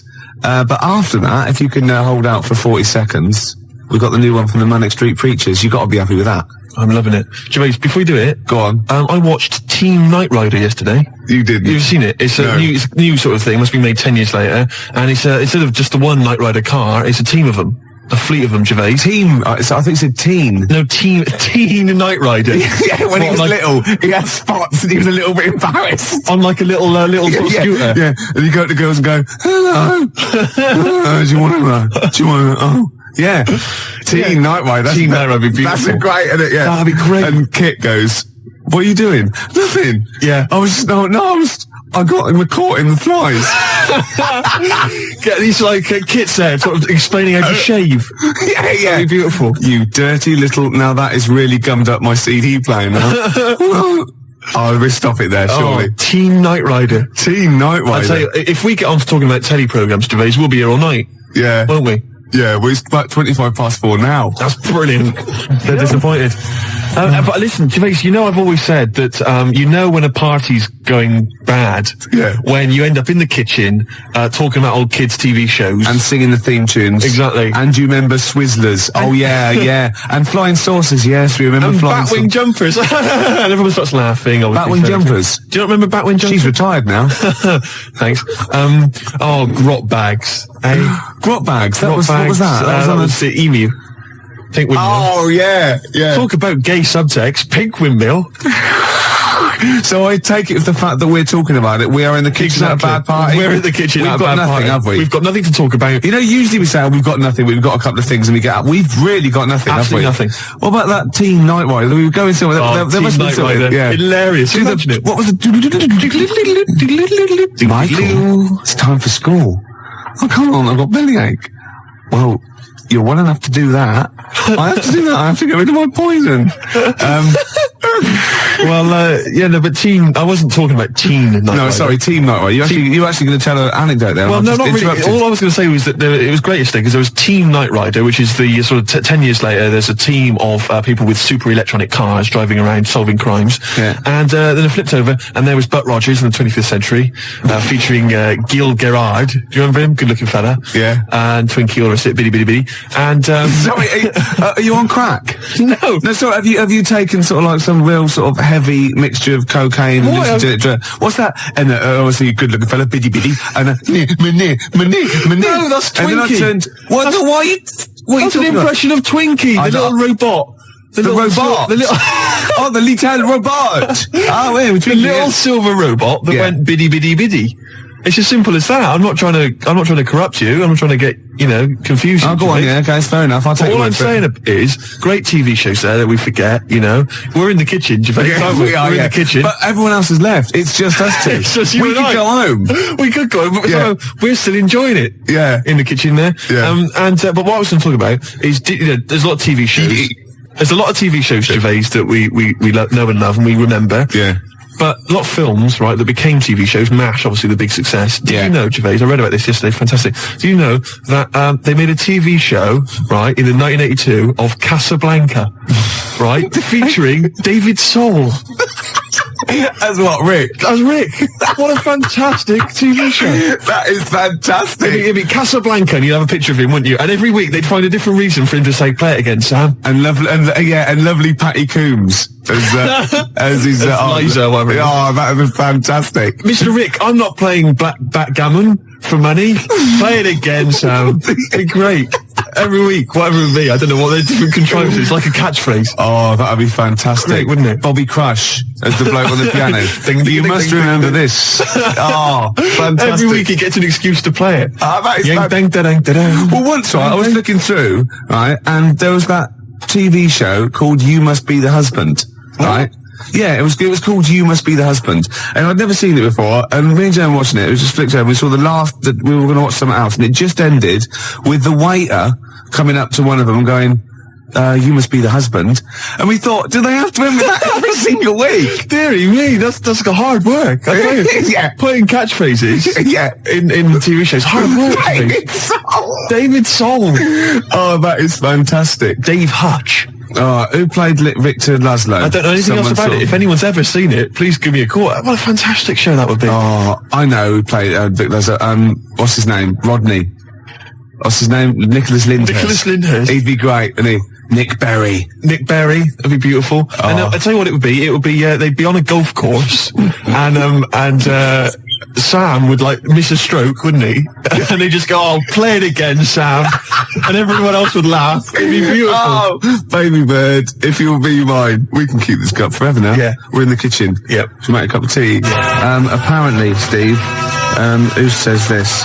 He doesn't say play it again, Sam. No, I know he doesn't. He says, go on, play it, Sam. I know that, you stupid toss. Oh, for goodness sake. I studied film for 3 years, for Christ's sake, Gervais. Of course I know that, but it's the TV show. They're bound to have made the same mistake, aren't they? Of course that. You can do an academic subject then. Of course. Oh, I can't. Well, I'm sickened. I'm sickened. Because everybody knows that, Gervais, and yet he's come out and he's spouted rubbish. Oh, I'm just... Oh. He thinks it's a good show. Oh... God, I'm disappointed. Oh, I'm so angry. He likes the show. I'm so angry because everybody thinks I'm an imbecile. Well, yeah. Well, fair enough. Yeah. No, because I was going to mention a couple, because I came up with a couple of my own TV shows. Go on, yeah, so I've got a few. Have you come up with your own? Yeah. Have you talked about this in the past? Well, yeah. Oh, yeah. You know, when they have a cliche in the title, and that's the... the best one we came up with. Like a touch of frost, and it's his name. I know, I love it. Yeah. But my favourite, this is one I came up with, right? It was called Lady of the Night. right? But that's night spelled K-N-I-G-H-T, right? Yeah. And what is clever about it is, or what it is there's a knight, right, a knight of the realm, okay, but it's set about sort of 1870 or something, sort of Sherlock Holmes era, that sort of thing. And he's a knight of the realm, you know, was it Sir Johnson or whatever? And he's a knight, whatever. But he doubles up as a private investigator, right? Yeah. And he's got working for him a prostitute, right, who's also a private investigator. Yeah. And it's called Lady of the Night, you see, and it's double meaning because she's a lady of the night, and she's a lady of the night. It's a night. It's fantastic. Brilliant. And they go around, but seriously, they go around investigating like crimes, sort of Whitechapel and stuff, and it's brilliant because you know, obviously she's a prostitute, or whatever, and he's a knight, and there's a bit of sexual tension, Gervais obviously, and obviously got all the Victorian elements and everything, and obviously they can't associate with one another openly in the streets because that would be, you know, he's obviously got to maintain a certain reputation. Yeah. So it's Lady of the Night. There's all the intrigue and tension. What do you think about that? You thought this through. I thought that through. That is fantastic, using all your technical knowledge and your film study and your... I came up with one, starring naughty Samantha Janus as a nun with Diana Rigg as a Mother Superior, and it's called None the Wiser. That's beautiful. And they're naughty. And the sequel, she gets pregnant and she has to go and work in the kitchen, right? And that's called Nun in the Oven. I was going to say. Yeah. Of course it is. Yeah. Of course it is. Oh, that's beautiful, Gervais. Remember Ray Cooney, that thing in the 80s when all those... had those farces on, and basically what he did was substitute the word life for wife. He had run for your wife, right? And wife begins at 40. Beautiful. Doesn't make any sense, does it, grammatically? No. I just thought of one like, I said to Claire a few weeks ago that it would be like a stage play and there'd be loads of people jumping in and out, like, of hospital beds. But in one of the beds, one of the wives, she just wanted to die. Because had no quality, and it's whose wife is it anyway? That'd be good, wouldn't it? That's nice. Yeah, Brian Ricks. Oh, that'd be beautiful. I love that. Touch of Frost. It's so clever. And the other one is, loads of lawyers with their wives jumping in and out of bed with just underpants on taking drugs, and it's this wife. That's beautiful. Yeah, that's great. That's a nice touch. So let's have some competitions then. But you know, I've got a whole game show as well, which I could mention. Go on. Do you want me to mention it? Well, should we play Blue Oyster Cult? That classic song. Can I Don't Fear the Reaper. I've got a game show, right, that I came up with. Yeah. Okay. And it features me, but I think it could be perhaps a vehicle for yourself, Gervais. Yeah. All right. I'm going to tell you. It's called Ricky Gervais Meat Rations. Right. And I like it already. You like it already? Because there's a part in there for me. Yeah. Could I play the Ricky Gervais? Yes. Yes. Fantastic. It was originally called, basically, let me just summarise very briefly. I'm not going to tell you all the games, but it's basically recreating the heady days of the war. Right. That's fantastic. It's beautiful already, isn't it? It's got the nostalgia thing. I've got a game as well. But it was originally going to be called Ricky Gervais Fag Rations. Right. But apparently cigarettes weren't rationed in the war. So it's called Meat Rations now. Excellent. And I'll tell you some great games. My favourite is, what's it called? To be perfectly Anne Frank. It's a great game. It really is a great game where you've got to pretend to be Anne Frank and hide from sort of snooping Nazis. Oh, that is fantastic. It's a great game. And there's also, of course, let me go into it. There's also Dig for Granny. Good. I'll dig for victory if you like. And what happens is you're scavenging through rubble, right? Can I just say, these are copyright. Anyone trying to rip me off? I mean, I've got the Penis Puppet Theatre. Yeah. I've got a stake in this, surely. Certainly. Ricky Gervais Meat Rations. You can have a bit of my Penis Puppet Theatre. That's lovely. Yeah. And I've also got a new game that I'll talk about after yours. It's called Tip the Balance. And it's sort of like a game for 4, and it's like, I'll send it off to Waddington, see what you think. I mean, there's teething problems with it. Well, listen, Gervais, look, let's play Don't Fear the Reaper. Let's play that tune. By Blue Oyster and his Cult. It's a classic. Yeah, and then we come back and we try and make some money. Let's make some cash. Well, you've got to be happy with that. Blue Oyster Cult, Don't Fear the Reaper. Yeah?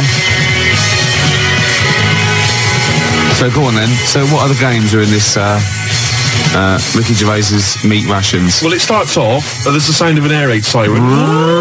Yeah, I like it already. And we came up with, start queuing up, Mum, for Ricky Gervais Meat Rations. Excellent. Do I look like sort of Walker out of Dad's Army? Yes. That is fantastic. Now you come in. Yeah. And what it is, the set, right, is kind of like half of it is an old sort of East End pub, and the rest is kind of rubble and debris, and a skyline of ruined, Britain. And what it is you come in, you're fairly sort of sharp and dapper, and of course Chaz and Dave provide the music throughout the show. And you know the Dolly Bird that usually comes on? She's a woman with like curlers with a little scarf on it. That's right. She comes out with those little floral aprons. You've got it. Fantastic. And there's a game show. There's a bit in the show called Roll Out the Barrel. Yeah. I don't know what happens in that.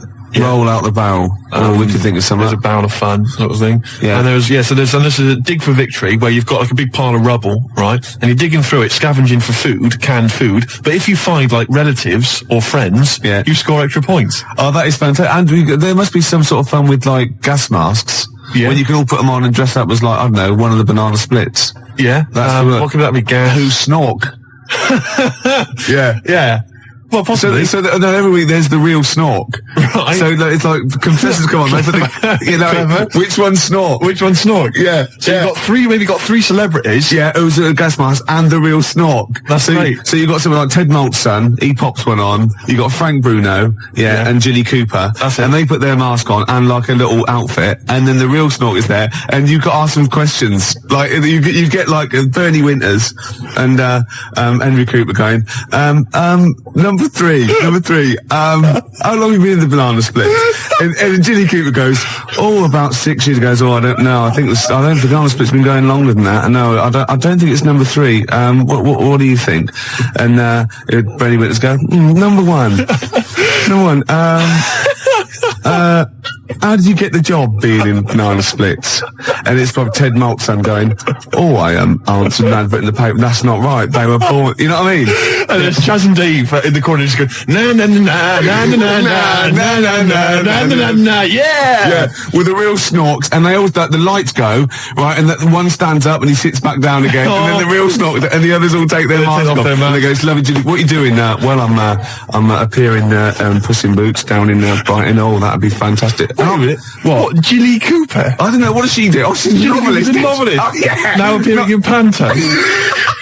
I'm not letting you book the guest. Oh, God. But wait a minute. What? I mean, I love your idea. Yeah. Who snork? Yeah. It's a bit odd, isn't it? How we started off with a kind of wartime nostalgia show, but now we've sort of featured sort of quite bad 70s animal things. Nothing wrong with the banana splits. But I like that. That's a good game. Yeah, okay. That can be like a special feature. So I'm just going to make a note of it because we've got Dig for Victory, to be perfectly Anne Frank. Yeah, and who's snork? Who's snork? Yeah. Well, I'm full of ideas. I could probably help you on this. Oh, this is great. Well, what other? Maybe we'll come up with some other ideas as we go. Yeah, we've still got Tip the Balance to go. But can I just say, I did actually once try and pitch this when I appeared on Blockbusters. Yeah. Well, I obviously met with a producer there, and I said I got an idea for you. Have we talked about this on air? We talked about me on Blockbusters, but not about my pitching this. No, go on. And I said to her, sit down. I said, I've got a great idea, and I tried to bill it with me as the star. She said, "Who are you?" Steve's Meat Rations. She said, "Why are you in it?" I said, I am. Don't worry, I'm the one who can pull it off. Yeah. And she said, "Right, go on. What is it?" And at that time, I had none of the games. All I had was the title. And she went, "I like it. Yeah. What are the games?" I don't know. She said, if you'd have just said, "Well, stop me there, love," and just popped a gas mask on and said, "Who am I?" She'd have gone, "Snork." No, it's not. We got an ad break, then we got a classic from Blur. It's 5 o'clock. So if you were going to watch that thing that started at 5:02, you missed the first 5 minutes of it. Yeah. So we're doing well with this new game show, aren't we? Yeah, we've got a few ideas there. Ricky Gervais's meat rations. Ricky Gervais meat rations. I love that. It's a great idea, isn't it? We came up with another quick game, because obviously so far we've got Dig for Victory, to be perfectly Anne Frank, and Who's Snork, which is possibly, I think, the most popular game so far. Yeah. And also we've come up with a new one, haven't we? Puss in Jackboots. Yeah. You get a beauty of the age to come out. Saucy Samantha Janus? Yeah, maybe she comes out and she's got a little moustache on. Right, and a peak cap pulled low and Nazi regalia, and you got Bernie Winters and Ted Malt's son and Jilly Cooper going. You're obviously, by the warm applause, you're much loved. Yes, I am. Oh God. Show business, and the audience clap. Obviously, yeah. Well done. I don't know. You're doing the Nazi accent very well. You an actress? Yes, that is correct! Yeah, it'd be great, wouldn't it? Could you salute in, please? Yeah. Very nice. Just I'll do a little Nazi salute. Yeah. Little click, that'd be lovely. I thought of a little quick game. And what's that one? That's called Puss in Jackboots. Puss in Jackboots. Yeah, lovely. I thought of a quick one. It's called Get the Hell Out of Hiroshima. right? It's against the clock. Anyway, there's that's there as well. And we got any other ideas, Gervais? The Cure love song. Gervais, it's time for the game show everyone's talking about. Make Gervais laugh. Yeah. We've had an entry here this week, all right, and what it is, let me explain the rules. Somebody sent in a picture, Gervais, right, I'm going to show it to you now, and if you laugh, then hopefully this young fellow wins a prize. It's from Neil in, let me see, Highgate. Oh no, I'm laughing already though. Are you? Yeah, because well, straighten yourself out. Alright, okay. Straighten yourself out. Now, you've not seen this picture. Oh, it's been so disappointing if it's not funny. There's nothing worse than that, you know what I mean? I know. Okay. Well, I think you'll laugh. You run the risk. Well, that's the nature of the game show. Okay. Alright? And what's in it for everyone else who can't see the picture or cares? Nothing. Right, nothing. no, that's good. But then, you know what? We're not here for that. Exactly. Are we? All right, you know, we're busy men. We got things to do. We got to entertain ourselves. Yeah. But what I would say is, what is there in this show anyway for anybody else? Good point. At least we get a laugh. Yeah, okay. Now, really? What would it say? Well, the other thing though, is there a prize for Neil? Yeah, if I laugh, what can you give him? Will you give him sort of like a chuckleometer? You go on the Ricky Gervais's chuckleometer. The chuckleometer. Yeah, it's up to 10 CDs. Right. Oh, really? Yeah. Oh. Okay. All right then. Well, okay. Because that first one we did ages ago, that was up number 10, wasn't it? Yeah, 8, 9, 10. Yeah. Right. Here comes the picture. I think it looks to me like it's an internet picture. I'll be honest with you. You ready? Yeah. Okay. Here comes the picture now, Gervais.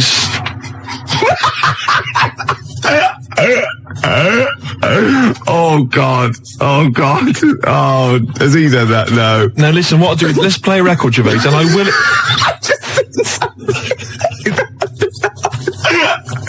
Don't explain it. We can explain it. No, we can explain it. No, don't, please. Right, no. When I was about 16, my nephew got mumps, and all the men in my family were really worried, right? And I soon found out why. You know, obviously, if you get mumps when you're an adult and you haven't had it before, you go sterile, or it can cause sterility. Really? Yeah, yeah. And I was about 16, and this worried me, and I went to her and I said, have I had mumps? She went, you've had one mump. Now, I don't know what mumps are or is, but I'm pretty sure you can't have a mump. Or, I think she meant that one side of my face swelled up. Like a gobstopper, it was. But what is a mump? Or what are the mumps? I mean, it's a viral infection, isn't it? I don't want to embarrass myself. I don't want her to be right. Like, I don't know. Can you have a number of mumps or one big mump? What if you had one big mump? Like a hunchback for a while? You're just like, you're mump-backed for a while and just walk around. You mump-back. Yeah, and you don't remember, because it's always when you're very young. You're mump-back, but yeah, exactly. But apparently I had one mump. So I could probably one of them, just one of them went a bit sterile. You can become sterile if you have the mumps when you're an adult? Apparently, yeah. Can you, does that, for instance, it doesn't cause, say for instance, an adult had the mumps, right, and then he sort of had sex and he gave birth to a child, his wife gave birth to a child. Yeah. That can't cause any other problems. It can't cause deformity or anything. It's just, because it's just my dad had the mumps. I don't know. We should get our facts right, really. If there's a doctor out there, I mean, can mumps cause sterility? How does it do it? I have stories about, my teacher, his mate, had to have them, they swelled up, and he had to put them in cotton wool for about a month. God almighty. Because it can, mumps aren't fun. No, I'm not saying it. I mean, I can say maybe you've had mumps and now you're sterile. That could be mumps aren't fun. Yeah. That's like go to work on an egg. Isn't it? Yeah. Who said that? I was having an argument with someone about who said go to work on an egg. Someone said it was that William G. Stewart bloke who... No, it was Faye Weldon. No, it was Salman Rushdie. It was. No, it wasn't. No, hang on. No, maybe it wasn't. It was Faye Weldon. It wasn't Faye Weldon. Right. It was either, right, let me tell you what it was. It was either that bloke that wrote A Year in Provence, or whatever it was called. Right. 0171 580 2000. Who came up with the slogan, go to work on an egg? It was either the Year in Provence fella. Who's that? I mean, what his name was, I don't know. 0171 580 2000. Who was the Year in Provence You know that fella who wrote that book, Year in Provence? Everyone read it. Everyone thought it was great. No, his name's Peter or something or other. Right, and I think he definitely wrote that. Salman Rushdie came up with something. I think it was the year. See, again, I'm thinking that maybe it was the egg thing. But I would say as well that fella that wrote Year in Provence, he also came up with the, the Fat Willy cartoon series. What a hilarious series of books they are. Not Fat Willy, is it? It was called Fat Willy, wasn't it? What's the one, Where's Willy? Where's Wally? Where's Wally? Where's Willie? That'd be pretty straightforward every time, wouldn't it? There's a fella there. There it is. Not where you come from, it wouldn't. Oh. Well, there you go. Well, Peter Mayle is the name of the bloke who wrote Year in Provence. Thanks to Neil. And also, Neil says that Salman Rushdie did Naughty But Nice for the cake commercial. Now, I still don't know who did Go to Work on an Egg. I think it was Faye Weldon. No, it was Peter Mayle. Do you reckon it was? Yes, absolutely. Absolutely. I'm gutted. Yeah. And you very rarely, Jerry from Balham, you very rarely go sterile from mumps, but it is a viral infection, yeah. It's such an informative This programme, exactly, Steve. Yeah. It's like a public service. It really is, isn't it? And we treat things sort of sensibly and maturely, and we give out, the correct information. I'll be honest with you. It's safe for kids to listen to, isn't it? Well, imagine if you were in this happens to us all the time, you're in the pub and someone will say, well, is mumps a problem? Is it going to cause infertility? And you're there just saying, Well, I was listening to Ricky Gervais. And? It's very rare. It is a viral infection. And do you know who did Go to Work on an Egg? They went, no. Peter Mayle or Faye Weldon, we're not sure. Possibly Salman Rushdie. No, definitely wasn't Salman Rushdie. That's quite incredible, though, to go from writing Naughty But Nice about cakes to having to live in a hole for the rest of your life. I used to write when I was at school. Oh, yeah. Now, I didn't watch sort of kids' programmes when I was growing up. I watched sort of crap adult ones. ITV on the telly from 12 midday through to like midnight, and I'd watch all the police series, Police Story, Charlie's Angels, Steve Austin, and Teen Knight Rider, yeah. And I wrote this essay at school, and I just couldn't stop, and I started serialising it. And every time I just kept writing, I was sort of like, people were reading it at school, and it was about a cop, a New York cop, who was as hard as, you know what I mean? Yeah. And I worked out what his name was. Now, God, this is how television influences me. Because it was one word name, which is his surname. That was the title of the book, title of the series, and that's what all his friends called him. Right. It was called Jezuk. Jezuk? Yeah. Jezuk. Yeah, I thought it had a Z and a J. Jezuk. Jezuk. Yeah. Do you know, it does sound so close to like Pillock or Jesse. Yeah. Or Nonce. No, Nonce. There's no Nonce. Well, do you know what I mean? Cross between sort of Jezuk. Like Pillock and Jism. Damn you, Jezuk. Yeah. You're off the case. Give me the badge. Keep the stinking badge. I don't need a badge to be a cop. It was all stuff like that. And he'd first do, yeah. And so he'd look at his gun and go, this is my law.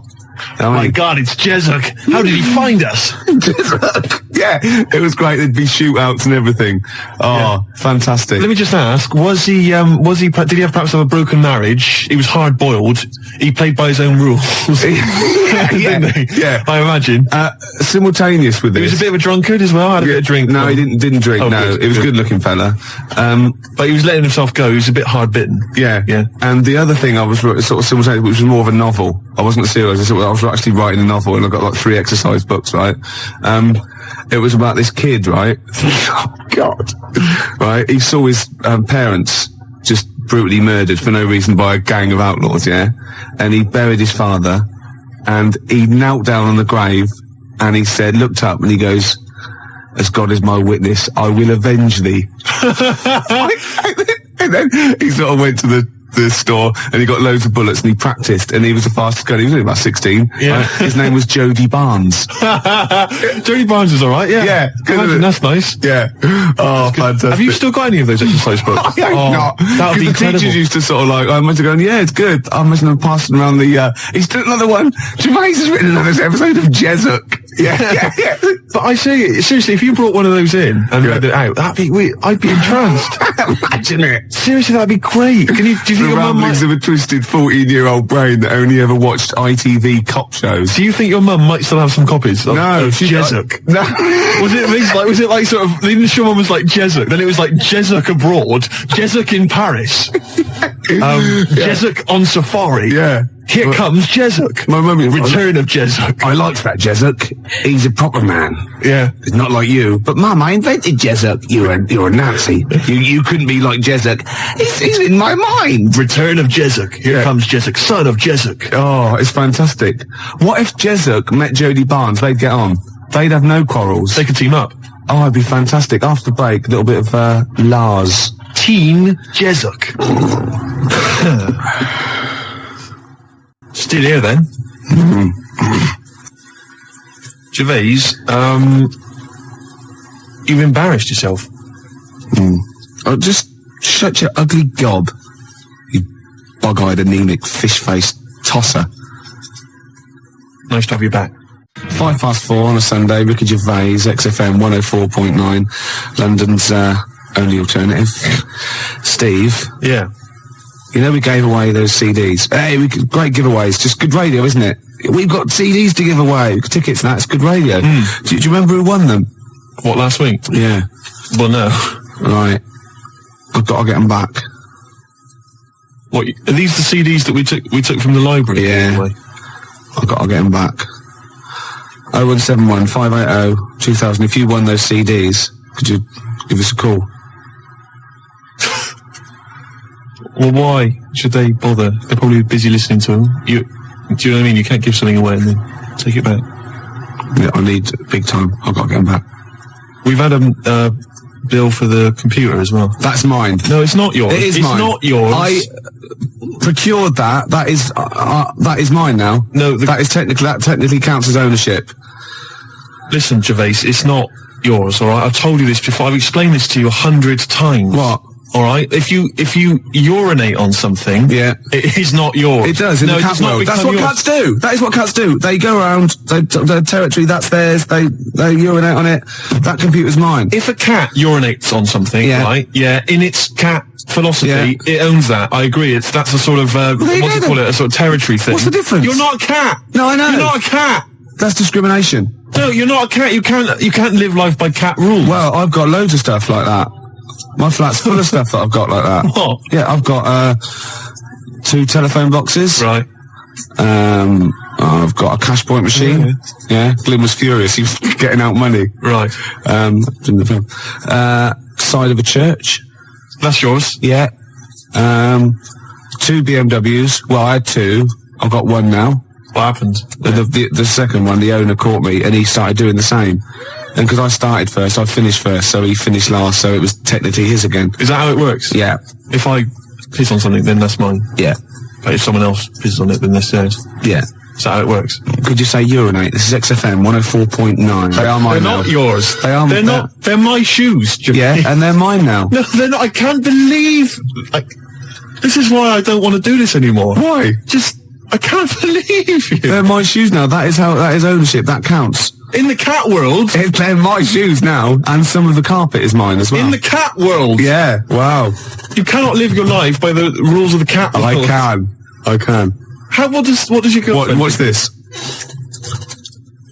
Oh, not many people can do that. XFM 4.9 £9. How do these sort of little theories of yours develop? What? They come in my head. Then they're all right. Then I like them and they happen. Right. Then they're mine. Yeah, it's fine. It's fine. Okay. Yeah. What do other people make of the fact? They go along with it. What, your girlfriend? Yeah. And all my special friends and the friends that I make. Does she mind that your flat looks like an East End lockup and stinks of urine? No. She don't have a problem with that? No. The sinuses are gone now. Completely gone. The sinuses are gone? Yeah. The Charlie? Yeah. Oh, I thought as much. Well, I know what you rock and rollers get up to, Gervais, in your spare time. Oh dear. It's beautiful to see you again, though, because we thought you would. I'm looking good. We thought you'd be gone forever. Why? But you're back. Yeah. It's beautiful to see you. No, I'll be around for anything planned? I didn't expect. It's like my life. I didn't expect to be here this long, so anything is a bonus. You know what I mean? Yeah.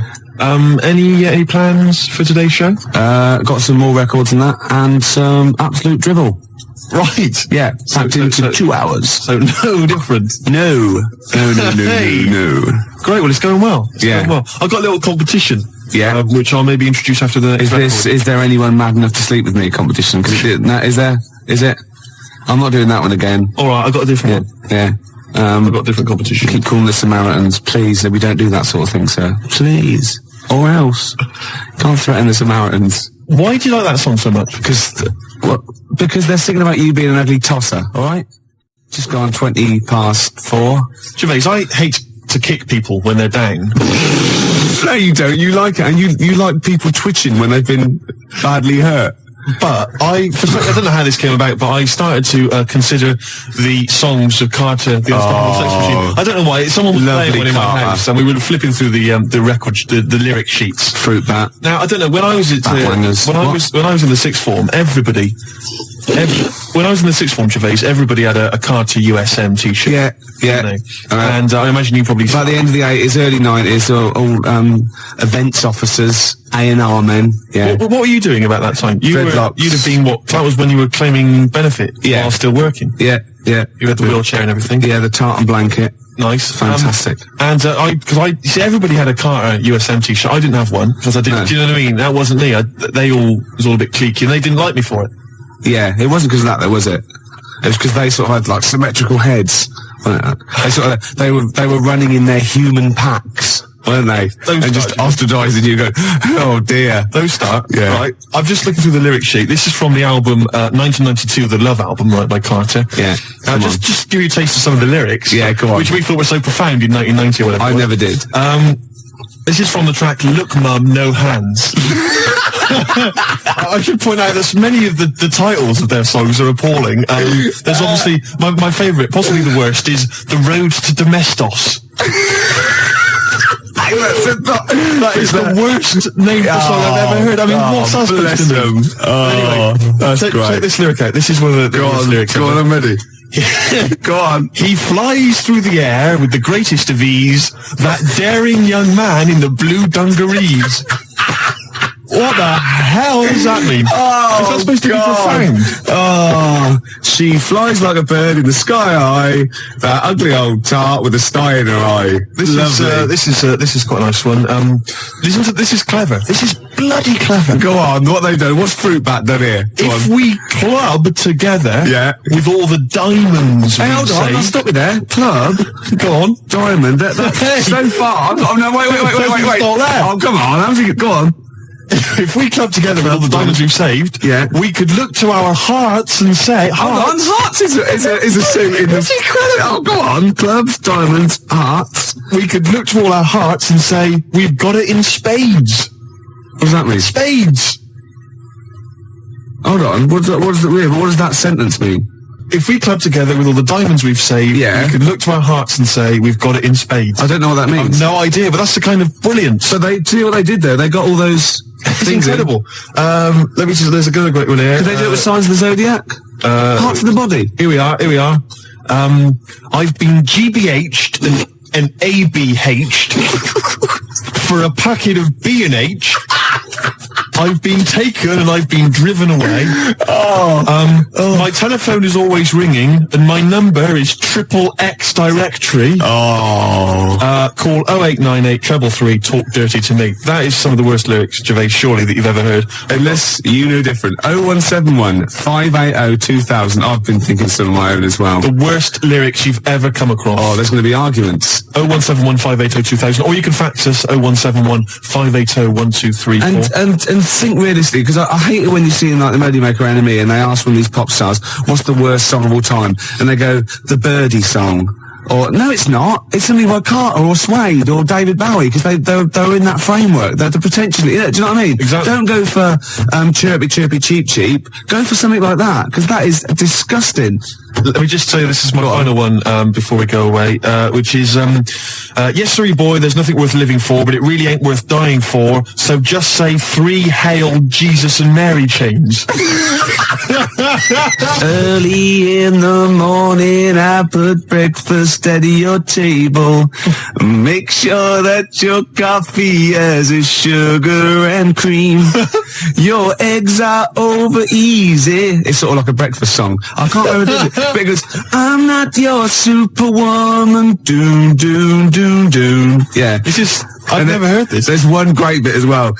He goes, now you say your juice is sour.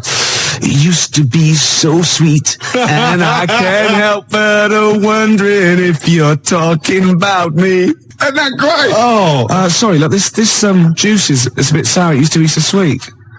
Oh, fine, I'll change it. No, let me explain. This juice, it's sour. It used to be sweet. Well, it's what we've always had. No, you're not listening. You're not listening. I think you're an ugly pig. I want to leave you. So I mean, he didn't state it. Your eggs are over easy. Oh, who's that by? No, I didn't ever heard it. You've made it up. I'm not your superwoman. 0171 580 I just thought of another one as well. So, do you remember John White? I ain't missing you at all. Missing you since you've been gone away. And he's worried about people that think that he's really not missing her. So, towards the end, he goes, I can lie to myself. Oh, he was lying all along then, wasn't he? Oh, got any more Carter lyrics? Well, I'm still wading through them, Gervais, and it's just making me quite low. So, I'll try and dig out a few more for the next time we have a chat.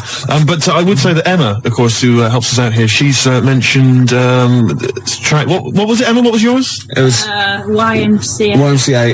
I've got a worse one. Have you? Oh, hold on. Oh, what's that another one? That's worse. Oh God, yeah. Well, Emma, we'll save that one. Emma's was you can get yourself clean, you can have a good meal.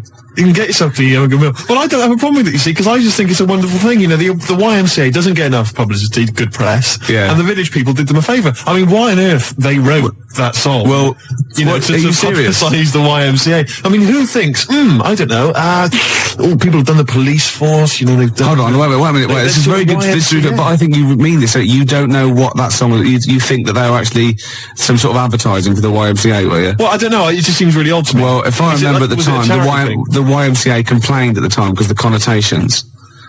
Oh God, it's just a PR thing for the YMCA, I imagine. It's like that one that in the Navy. Yeah. Do you know what I mean? Another sort of PR thing for the Navy. It's just bizarre. When they were dressed up as sailors and stuff. Yeah, well, whatever. Whereas usually they sort of like construction worker with a nice moustache, aren't they? Yeah. Traffic cop. Yeah. Jumpers. And, what? I don't, I'm worried about the Red Indian chief. Am I supposed to be reading? Supposed to be reading between the lines or something? I don't understand. I mean, I don't really understand. I mean this seriously. Okay, I don't right. understand what you're talking about. Okay, this is fine. What is it? Obviously, there were gay connotations. It's like a gay icon record, isn't it? YMCA in the Navy. That was the point of it. What did you need? One of them dressed as Judy Garland. What? I don't understand. What was your problem with that? What? There's another. I don't understand why that suggests that people are gay. It doesn't necessarily. It's like it's high camp, isn't it? It's been adopted since as well. But the four of them, there's a guy dressed as a motorcycle cop. There's no reason why he should be gay. There's no reason why anyone should be gay. There's a builder. Yeah. Right. So no builders are gay ever. There's another one. I can't know what the other one is. Right. And then there's a Red Indian. Why on earth the Red Indian is supposed to be an icon? I don't know about that. I have no idea. I'm flummoxed on that one, I'll be honest. But what I'm saying to you, Gervais, is if you're going to if you can talk about gay people, then why don't they use the cliches? Why isn't there a hairdresser? Right.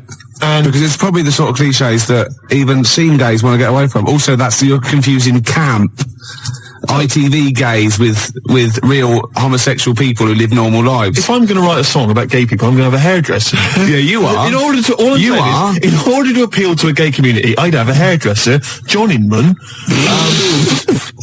Larry Grayson, obviously, and I don't know. You wouldn't have Jason Donovan then, obviously, because he's not. So you wouldn't have him, would you? No, I wouldn't have Jason Donovan. No. Well, I wouldn't have Philip Schofield. I wouldn't have Andy Peters. Right. I wouldn't have Andy Peters. Okay, I'm getting scared. Shut up! I would not have Andy Peters. I'm getting scared. I would not have Andy Peters. A few more Carter lyrics for you. Go on. You'll enjoy this one.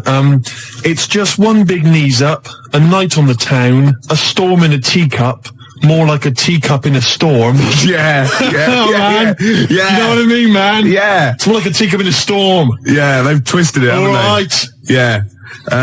Ian Canfield, you know, he's 12 now. He does the rock show. Oh. He called, and that I'm not your superwoman. It was Karen White. And he also says a worse lyric in YMCA is, young man, there's no need to feel down.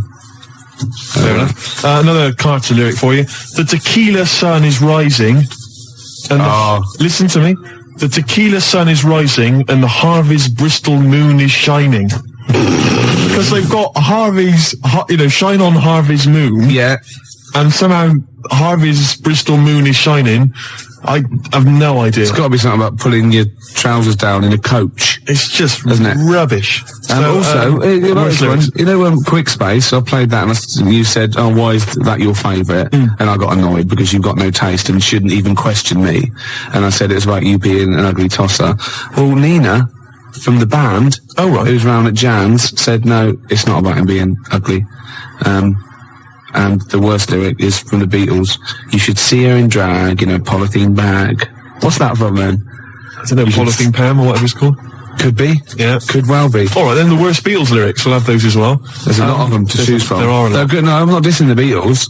No. I'm just saying they wrote, they can't keep up that level, can they? Gervais, I've heard the songs you've written. Do you understand me? Yeah. You're not in a position to disrespect anybody. Oh, no, I don't. I'm talking about people on the tube, all right, that can barely speak, all right, that just go with like a kazoo. There's a guy near my tube, he just got a kazoo, right, and he just taps his foot, and then tries to sell lighters to you by playing a kazoo. Right? You can't even disrespect him for his musical ability. Of course, you're laughing about him now. If that was female, it'd be a whole different story, wouldn't it? Well, you've got to take it where you can get it. You'd have a lot of lighters every day, wouldn't you? You'd be struggling down that road with loads of little, clippers. I'd say, I think there's a sad lack of kazoos on the wireless, and I'd have her in here for a quick session.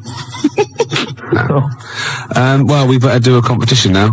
Okay, yeah, well, we've got these two pairs of pulp tickets? So you've no idea, have you? I've no idea. You just want to, we've got there. Oh, can I do this bit? You don't know what you're doing, do you? It's never stopped me, no. Well, exactly. I wasn't going to mention it. No. All right, you do it. Go on then. I'll sit over here. I'm out the way. Okay, how many tickets we got, Emma? One pair. One pair. That's two to you, Steve. To give away. See who? Pulp. When? Next Saturday. Where? Finsbury Park. At what time? About 9. And what have people got to do to win tickets? Yeah, now you're stumped. What? You suggesting I should plan this show? Yes. Is that what you're suggesting? Yes. Why? All right, now listen, I think we should just give people an added reason to phone in with their worst lyrics ever. They can win this pair of pulp tickets. Yeah. And then if we get bored with that in, say, about 10 minutes' time, we'll come up with another reason. If it'd take 10 minutes for us to get bored. I'll be surprised if we actually bother. Yeah. Yeah? Yeah. Got an ad break, and then I've got a pulp song lined up. Before you do that... Oh, we should tell them what the competition is, shouldn't we? I just did. What was it? I wasn't listening. I wasn't listening. I really do turn off when you talk. Emma, what was the competition? I'm not sure if I want listening. 01715 802 2000. Any ideas what the competition was? What was the competition?